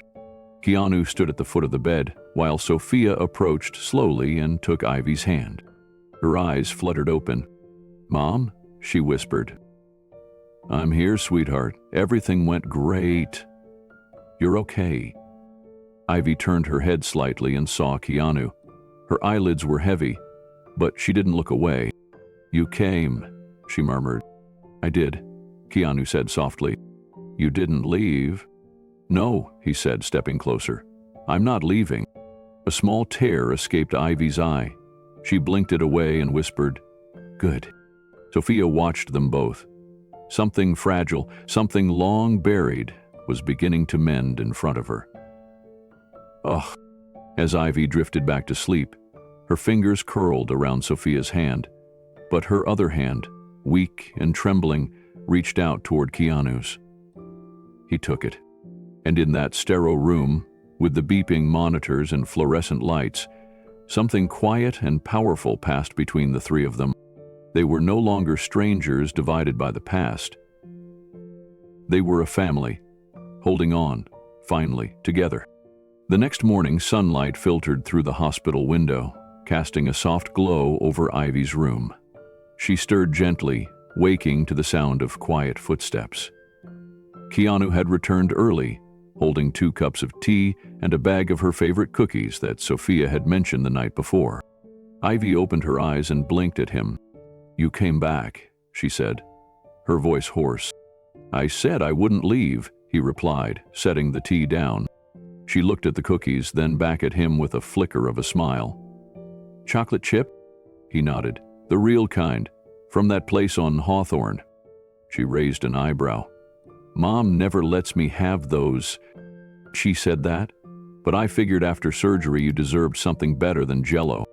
Ivy slowly sat up, wincing a little. "You're not what I imagined." Keanu sat down beside the bed, a respectful distance away. "What did you imagine?" "I didn't, really," she said. "Just shadows. A voice, maybe. But nothing real. Not like this." He nodded thoughtfully. "Fair. I didn't even know I had a daughter, or a son. I've missed more than I ever wanted to." She picked at the edge of her blanket, then glanced sideways at him. "Did you ever want kids?" "Yes," he said without hesitation. "I always did. But life got messy. I lost people. I shut things down in myself that I didn't know how to reopen. I got good at surviving." Her brow furrowed. "What kind of people?" He looked at the floor for a moment. "My best friend, my daughter, her mother, all before I was ready. There was a time when I didn't think I'd ever recover." Ivy's expression softened. "I'm sorry." "Thank you," Keanu said quietly. "It made me cautious, maybe too cautious. But one thing it taught me was not to waste time pretending everything's okay when it's not." She tilted her head. "So, you never got married again?" "No, I think part of me was still holding on to something unfinished." "Like Mom?" Keanu smiled gently. "Maybe. Or maybe just the idea of something I never got to build. I didn't stop loving. I just didn't know how to start again. Ivy was quiet for a long moment, then reached under her pillow and pulled out a weathered green notebook. She handed it to him. "What's this?" he asked. "My journal," she said. "But not just any page. Start with 37. He opened the book carefully and flipped through it until he reached the page. A poem was written in neat, careful handwriting. The title was underlined twice. "To the ghost who gave me my smile." Keanu stared at the title of the poem for a long moment before reading. He could already feel the tightness forming in his chest. He took a breath and continued, his eyes moving slowly across the words. "To the ghost who gave me my smile. You weren't there the day I scraped my knees, or when I won the spelling bee in 3rd grade. You didn't hear me play my first piano song, or watch as I tried not to be afraid. But sometimes I saw you anyway, in the mirror when I practiced my speech. In the quiet way, I listened instead of shouted. In the things Mom would never quite teach. You were the sketch in my notebook margins, the name I never dared to ask. You were the question no one answered, and the ache beneath every mask. I imagined you 1,000 times, with a voice like my brother's and eyes like mine, and I wondered if you would have stayed, if you had only seen the signs. Now you're real, and I don't know how to feel. But I'm trying, okay? I'm trying to feel." By the time he reached the final line, Keanu's vision was blurry. He blinked several times, then lowered the notebook and looked at Ivy. She wasn't watching him. She was staring out the window, pretending like her world hadn't just cracked open. But she wasn't pretending well. Keanu cleared his throat. "You wrote this?" She nodded once. "A few months ago, before I knew anything." "It's beautiful," he whispered, "and honest. And it breaks me a little." Ivy finally looked at him. "I didn't know what to do with all the feelings I had, so I wrote. It's kind of my thing. Miles builds stuff, I write. I see both of you in it, the depth, the insight, but also the pain," he said. "I'm sorry you had to carry it alone." "I'm not angry at you," she said, her voice quieter now. "Not anymore.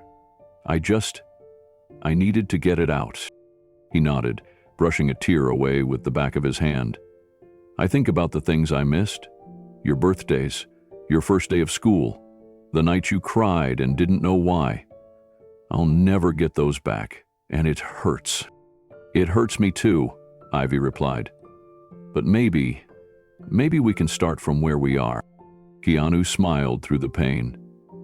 "That's all I want. I don't expect anything. Just a chance. A chance to know you. To be part of your life, in whatever way you're ready for." She took the notebook back from him, but didn't put it away.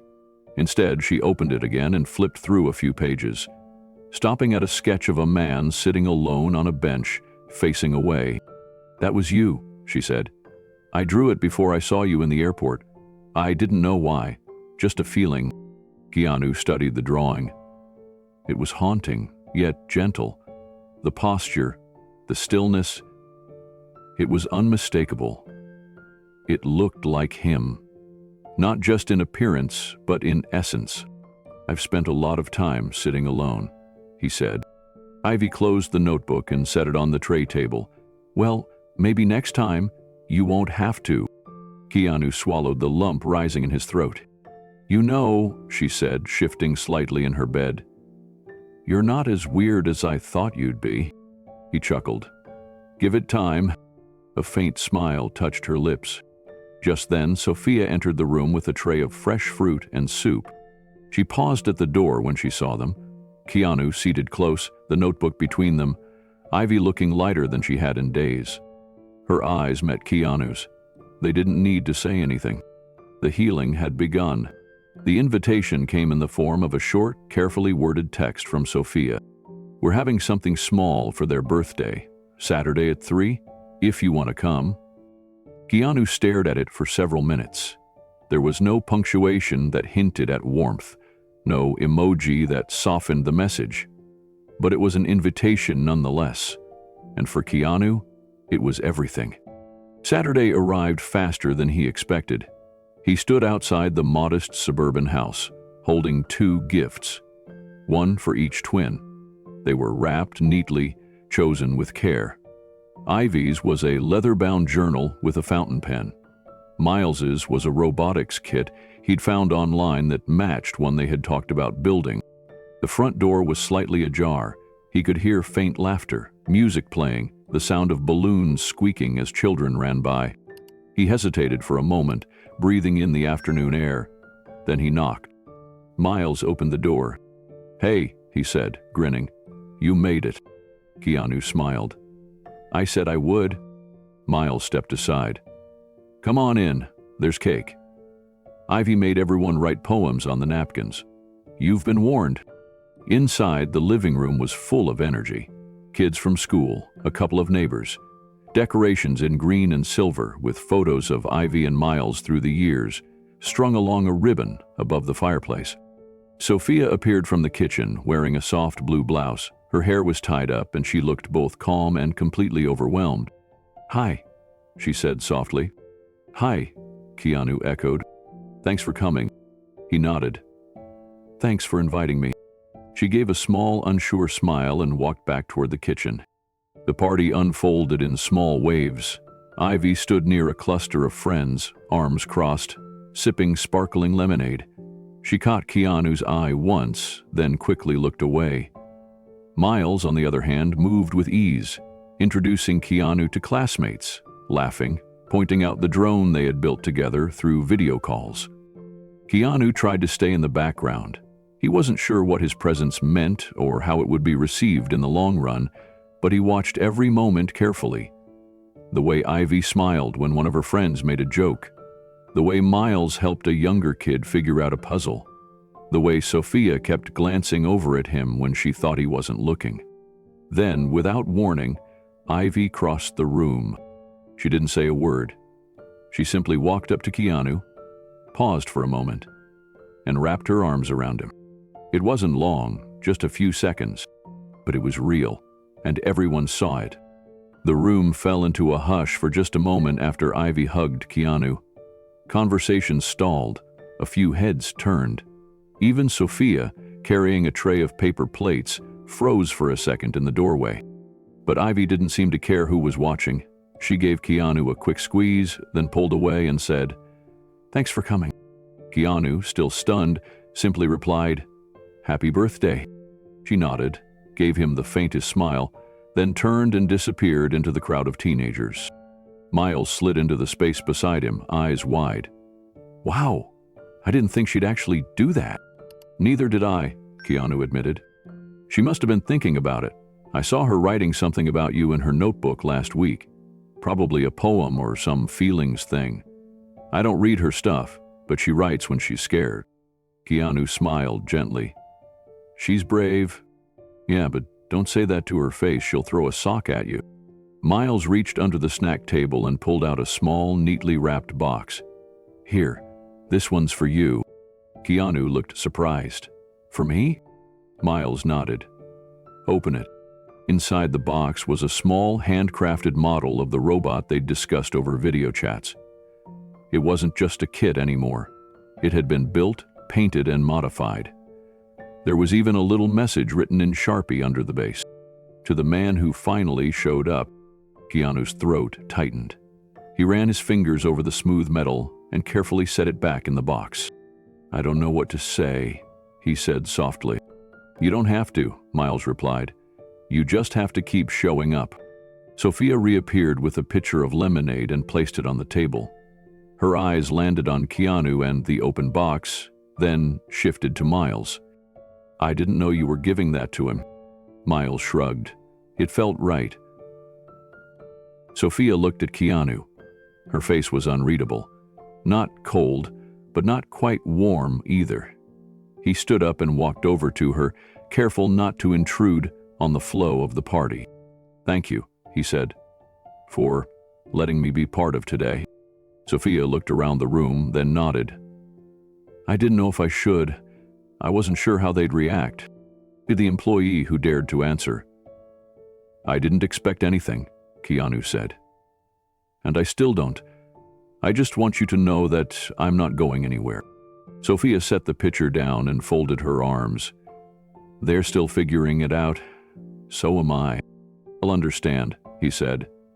"Whatever pace they need, whatever you need." Sophia studied him for a moment. Her eyes softened just slightly.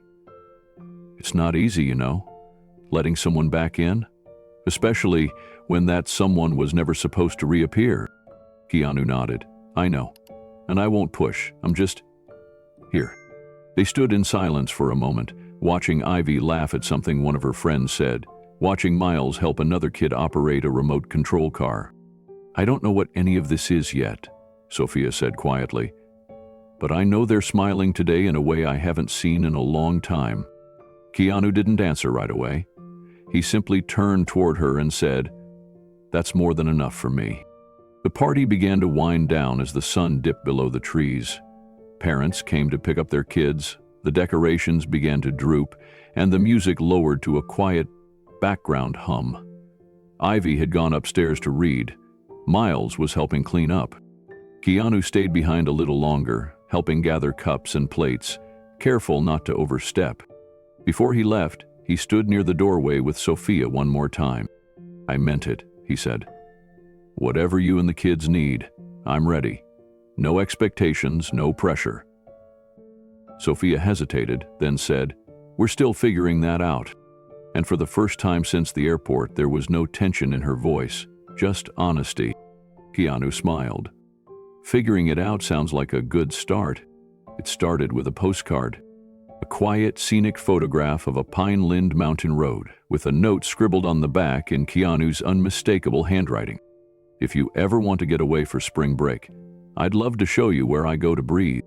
The card was addressed to both Ivy and Miles. It arrived just after their birthday, tucked inside a book Keanu had borrowed from Ivy and promised to return. When Sophia found the postcard on the kitchen table, she picked it up slowly. She stared at it for a long time. It wasn't pushy. It wasn't grand. It was simple, open-ended, a door, not a demand. That night, she sat the kids down. "You two got something from Keanu," she said, sliding the postcard across the table. Miles picked it up first and read it aloud. Ivy leaned over his shoulder. They exchanged a glance, then looked at their mother. "I want to go," Miles said instantly. Sophia looked at Ivy, who hesitated. "I don't know," she murmured. "What if it's weird?" "I think it might be good weird," Miles said. "Like real. Like something we won't forget." Sophia didn't respond right away. Then she said, "If you go, I'm going too." The kids blinked in surprise. "You don't trust him?" Ivy asked. "I do," Sophia said. "I just don't want this to be another story where the grown-ups disappear and the kids are left to guess what's true. If we go together, as a family." Ivy tilted her head. "You're calling us a family?" Sophia smiled, a little sad, a little hopeful. "A different kind of one, maybe still figuring itself out, but yes, a family." So they packed light. Keanu arranged for them to fly into Burbank, where he picked them up himself in a quiet rental SUV. No assistants, no handlers, no entourage. Just him. The drive to the cabin was long but peaceful. Ivy listened to music. Miles sat in front, peppering Keanu with questions about the stars, about how GPS worked, about whether Keanu had ever driven a motorcycle through the mountains at night. Keanu answered every question with a smile, his voice calm and patient. Sophia watched him carefully from the back seat. The way he listened, the way he asked follow-up questions, he wasn't just showing up, he was present. Every inch of him seemed tuned to their energy. When they reached the cabin, nestled in the Angeles National Forest, the twins stepped out and stared in awe. The smell of pine, the stillness, the wind slipping between the trees. A hammock hung between two trunks, and a fire pit was set neatly in the center of a clearing. "This is where you breathe?" Miles asked. Keanu nodded. "Yeah. This is where the noise goes quiet." They brought in their bags and started to settle. The cabin was small but beautifully kept. Wood floors, hand-woven rugs, shelves full of books. There was no television, no Wi-Fi. At first, the kids panicked, but within an hour, they'd both found places to sit and read. Ivy curled up on the sofa with a book of Pablo Neruda poems. Miles was already tinkering with a compass he'd found near the fireplace. Sophia stepped out onto the back porch, where Keanu was pouring tea into 2 mugs. She took one and said, "Thank you for inviting us." Keanu nodded. "Thank you for letting them come." Sophia glanced at the twins through the cabin window. They looked peaceful. "It's been a long time since they looked like that," she said. Keanu didn't say anything. He just sipped his tea, the quiet around them speaking for itself. The next morning, a fog had settled over the hills. The twins were still asleep when Sophia wandered into the kitchen and found Keanu already up, whisking eggs in a ceramic bowl. "You cook now?" she teased softly. He smiled. "Trying to earn my keep." Sophia leaned against the counter and watched him. Something about this moment felt almost normal, domestic, as if 10 years hadn't passed, as if there weren't oceans of pain and silence between them. After breakfast, the day unfolded gently.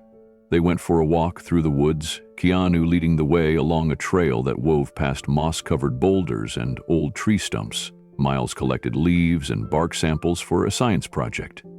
Ivy stayed close to Sophia, her fingers brushing the tips of wildflowers growing along the path. At one point, Keanu fell behind, watching them walk ahead. He saw the way Ivy tilted her head when she listened, the way Miles adjusted his glasses with one finger. Details he had missed for 14 years. It hurt, but it also healed something. That afternoon, the rain began. Soft at first, then steady. They stayed inside, played board games, drank cocoa. Miles beat Keanu at chess. Ivy drew in her sketchbook, occasionally glancing up at her father, studying his face with a quiet intensity. Later, as dusk set in, Sophia stood in the doorway of the small guest room, watching Keanu read a short story out loud to the kids by firelight. His voice was calm, measured, with just enough emotion to bring the words to life. Ivy leaned on a pillow, listening. Miles followed along, mouthing some of the words. Sophia felt her heart clench. She'd spent so many years building walls to protect her children, so many nights telling herself she'd done the right thing, that Keanu's life was too chaotic, too public, too consuming. But seeing him here, like this, it was clear she hadn't just protected them. She'd also deprived them. When the story ended, Ivy got up quietly and walked out onto the front porch. Keanu watched her go, but didn't follow. Sophia did. She found Ivy standing under the awning, arms crossed, staring at the night sky. "He's not who I thought he'd be," Ivy whispered. Sophia waited. "Is that good or bad?" "I don't know. Just different?" After a pause, she added, "He makes space, you know? He listens. Like he's not trying to fix anything, just be there." Sophia felt her throat tighten. "That's new. He wasn't always that way." Ivy glanced sideways. "Were you scared to let him back in?"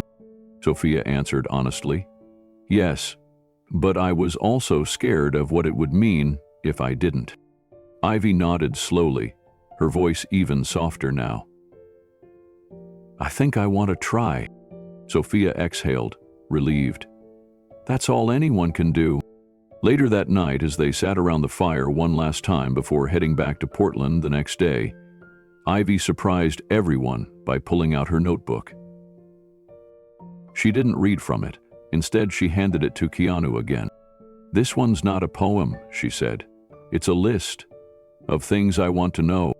Keanu took the notebook gently, his hands trembling a little. "I'll answer every one," he said, "even the hard ones." Ivy gave him a tiny smile. "Good, because some of them are really hard." Miles grinned beside her. "Mine's going to be a spreadsheet." Keanu laughed. and Sophia did too. For the first time, laughter came easy.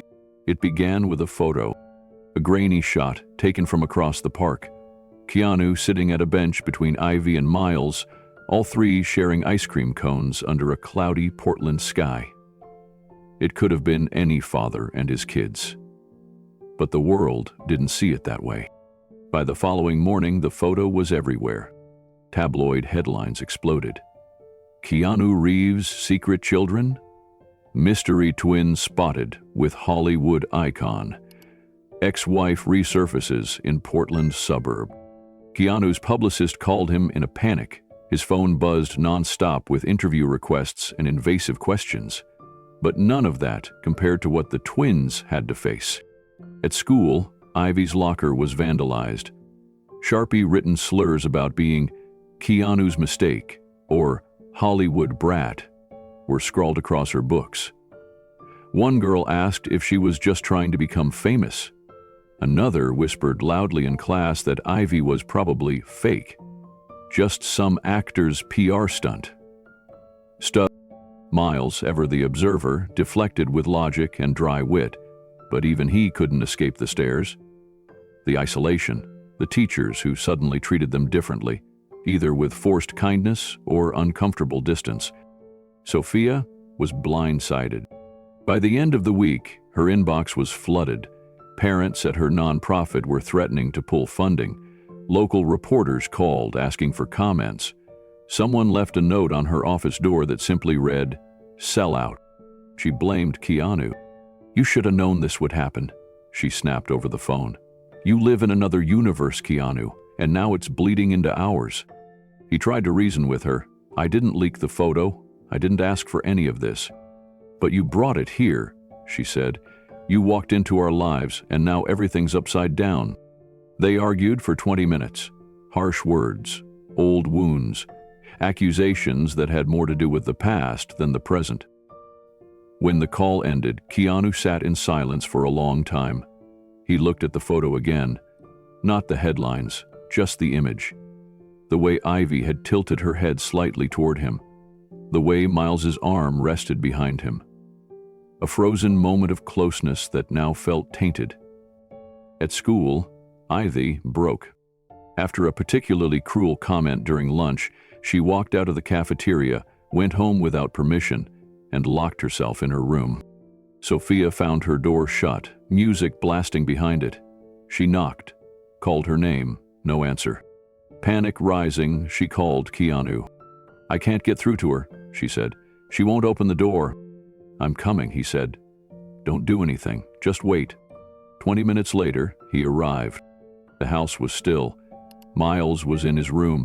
Sophia paced in the hallway.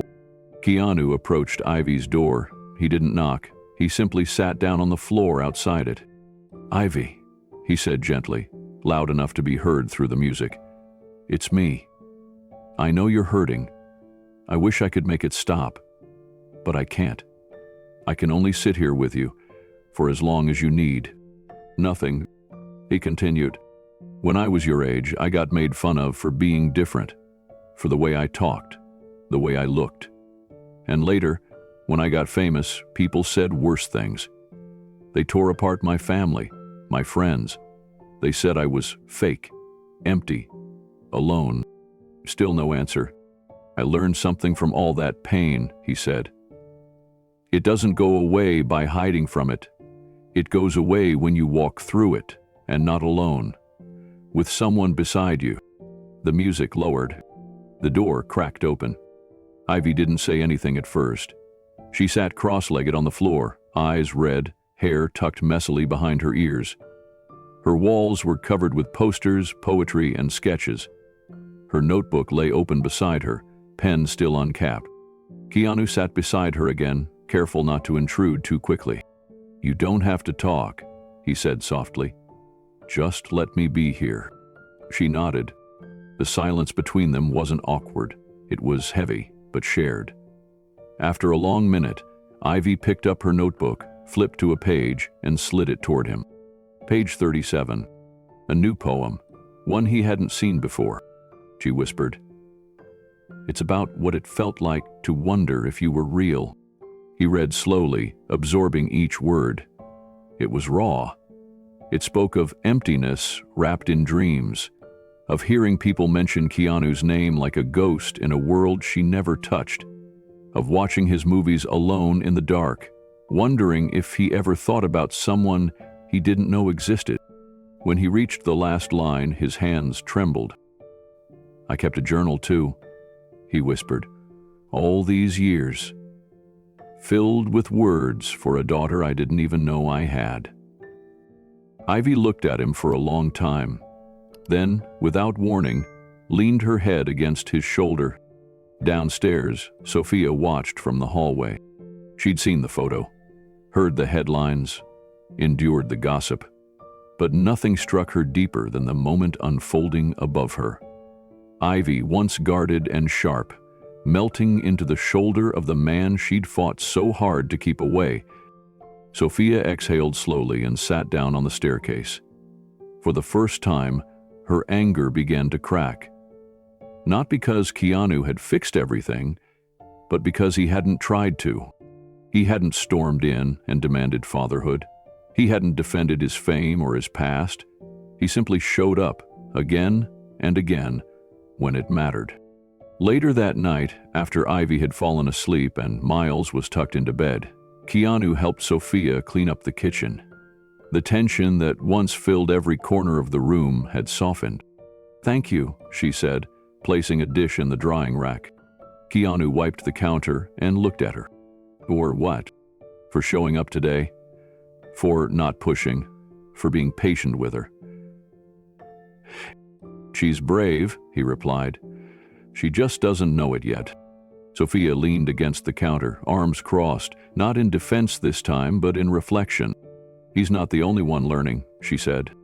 They didn't speak after that.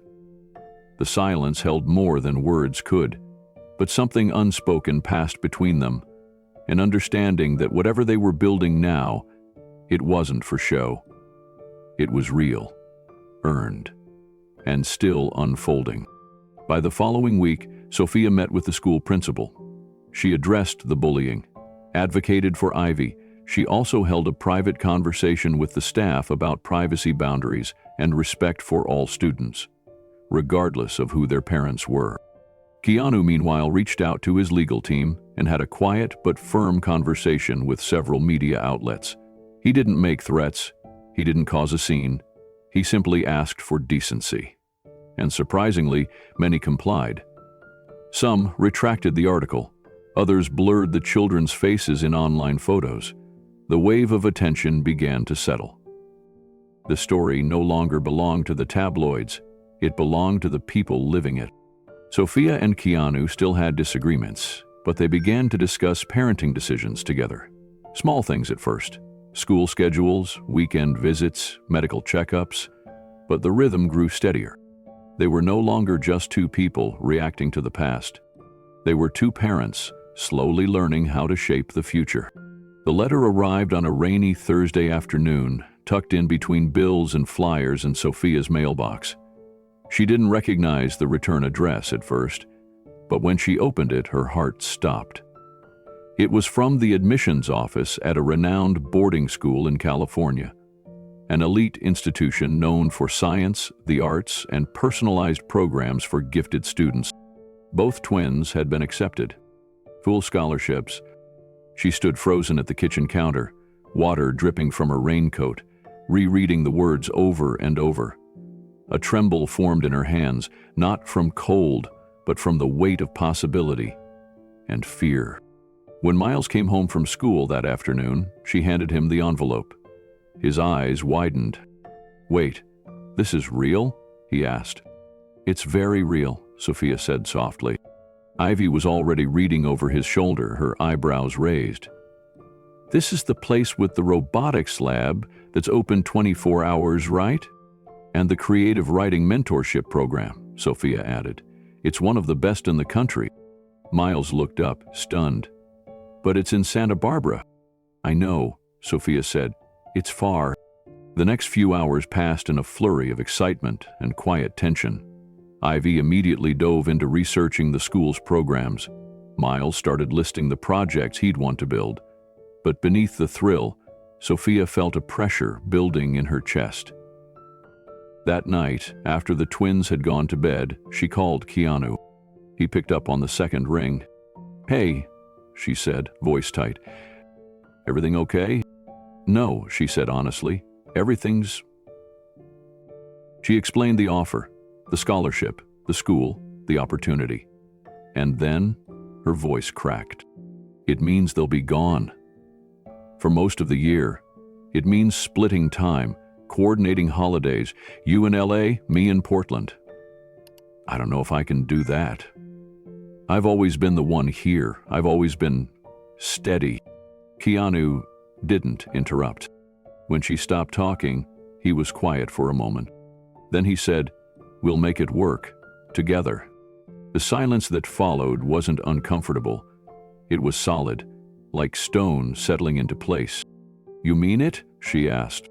"I've missed 14 years. I'm not going to start fighting for control now. I'm going to fight for peace." Sophia exhaled a breath she didn't know she'd been holding. They agreed to meet the next day to talk through logistics. When Sophia hung up, she stared at the wall for a long time. This wasn't the plan she had imagined when the kids were born. It wasn't what she had envisioned when she left LA, determined to protect them from fame and its fallout. But somewhere along the way, life had rewritten the script. And now her job wasn't to control the narrative, it was to support the next chapter. The next morning, Keanu arrived at her house with a legal pad, a map, and 2 coffees. They sat at the dining table together, like co-founders of a small company. "If they go to California," he said, "I can rent something nearby, just during the school year. So I'm close." Sophia looked at him. "That's a lot of flying. I've lived in hotels and trailers for half my life. I'll survive." She nodded, scribbling notes. "Holiday splits? We'll alternate, but always give them the option. If they want both of us together, we'll do that." Sophia raised an eyebrow. "You and I at Thanksgiving dinner?" He grinned. "I've eaten worse." They both laughed, genuinely this time. No tension, just the beginning of something functional. Later that afternoon, the twins joined them at the table. Ivy looked cautious, while Miles sat down with curiosity glowing in his eyes. "We talked about it," Keanu said gently, "and whatever you decide, we're here to support it." "We?" Ivy echoed. Sophia reached over and touched her daughter's hand. "Yes, your dad and I. We may not have been together for most of your life, but we're on the same page now. We just want what's best for you." Miles leaned in. "So, if we went to the school, what would it look like?" Keanu slid the legal pad across the table. "This is a rough idea. You'd stay in Santa Barbara during the school year and I'd be nearby. Your mom would visit regularly. Holidays, summer. Portland would always be home." Ivy looked at the page without touching it. "And if we don't go?" "Then nothing changes," Sophia said. "You stay here with your friends, your routines. You're both thriving. This isn't about escaping, it's just an option." The twins exchanged a glance. It was the kind of look only siblings could understand, filled with silent negotiation. Miles spoke first. "I think I want to go. I mean, it's kind of perfect. I'd have access to equipment and mentors and—" "I know," Ivy said, cutting in. "It's amazing." Sophia leaned forward. "But—" Ivy swallowed. "But I've spent 14 years building my life here. With you, with Miles, with friends. I'm scared." Keanu's voice was quiet. "That's okay. Being scared means you care." Ivy looked at him for a long moment. "Were you scared when you first acted?" He nodded. "Terrified. But sometimes the scariest step is the one that makes you." She nodded slowly, then turned to Sophia. "If we go, will we still feel like we belong here?" "You'll always belong here," Sophia whispered. Keanu added, "Portland is your home base, emotionally, spiritually. We're just expanding your world, not replacing it." The conversation went late into the evening. They made no final decisions, but a new energy filled the house. Ivy seemed contemplative, Miles was already planning projects in his head, and Sophia, for the first time in years, allowed herself to believe that co-parenting might actually work, not because it was easy, but because it was built on mutual respect. As Keanu got ready to leave, Sophia walked him to the door. "You're really willing to move near the school?" she asked. "I've missed enough firsts. I won't miss this one." She hesitated, then nodded. "They deserve the best of both of us." Keanu smiled. "They do." He stepped outside but turned before getting into his car. "Thank you," he said. "Thank you for what?" "For trusting me. For letting me come back." Sophia looked at him, and for a fleeting second she didn't see the celebrity or the man she once left behind. She saw the father her children were just beginning to know, the partner she might never have again, but could finally see without bitterness. "You're here now," she said. And this time, it wasn't a question. It was a fact. The sea breeze rolled in soft and warm, brushing through the pine trees and carrying the scent of salt and bonfire. A small coastal cabin nestled on the Oregon coast buzzed gently with laughter and clinking dishes. Ivy's poetry recital and Miles' robotics celebration had brought together everyone who mattered. Keanu stood on the wooden porch, coffee in hand, staring out toward the fading horizon. Waves crashed in a slow rhythm below.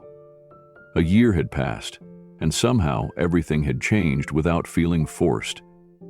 The man who once walked alone through airports with headphones in and his head down now found himself in the middle of conversations, of noise, of life. Inside, Miles was eagerly showing Keanu Reeves his award. A sleek plaque engraved with "First Place, Statewide Engineering Showcase." Kim clapped, hugging the boy as though he were her own. She had become Aunt Kim in no time, offering quiet wisdom and making herself available without intruding. Keanu had invited her without second thought. It wasn't just about showing the kids their roots. It was about giving them a village. Sophia stepped outside carrying a tray of drinks. She looked at Keanu and smiled, tired but at peace. "They're almost ready to start," she said. Keanu nodded. "They've been practicing for weeks." "She rewrote the poem 3 times, Sophia added, glancing toward the living room window where Ivy sat cross-legged with her notebook, flipping pages slowly. "She wanted to get it right." "She always does," Keanu said softly. There was a long pause between them, but it didn't carry the weight it once did. It was easy now, familiar. Not romantic, not regretful, just human. They had become a team in the truest sense, not bound by titles, but by a shared commitment to their children and the life they were helping shape. Inside, someone called out, "It's starting!" Everyone gathered in a circle of mismatched chairs, cushions, and couches. The cabin's open floor plan made it feel warm and communal. A small corner had been set up as a makeshift stage. Just a throw rug, a standing lamp, and a hand-painted backdrop reading "Celebration of Curiosity and Voice." Miles went first, holding up a tablet that controlled the tiny robot he'd built. It rolled forward, lifted a cup from the ground, and rotated in a circle. The crowd clapped, but what got the real reaction was when the robot, using a pre-recorded message, said, "Hi, Dad." Keanu laughed in shock, putting a hand over his chest. Miles grinned from ear to ear. "I programmed it to say that yesterday," he said. Keanu wiped his eyes, blinking quickly. "That was incredible, buddy." When Ivy stepped up next, the room went still. She adjusted the mic stand slightly and cleared her throat.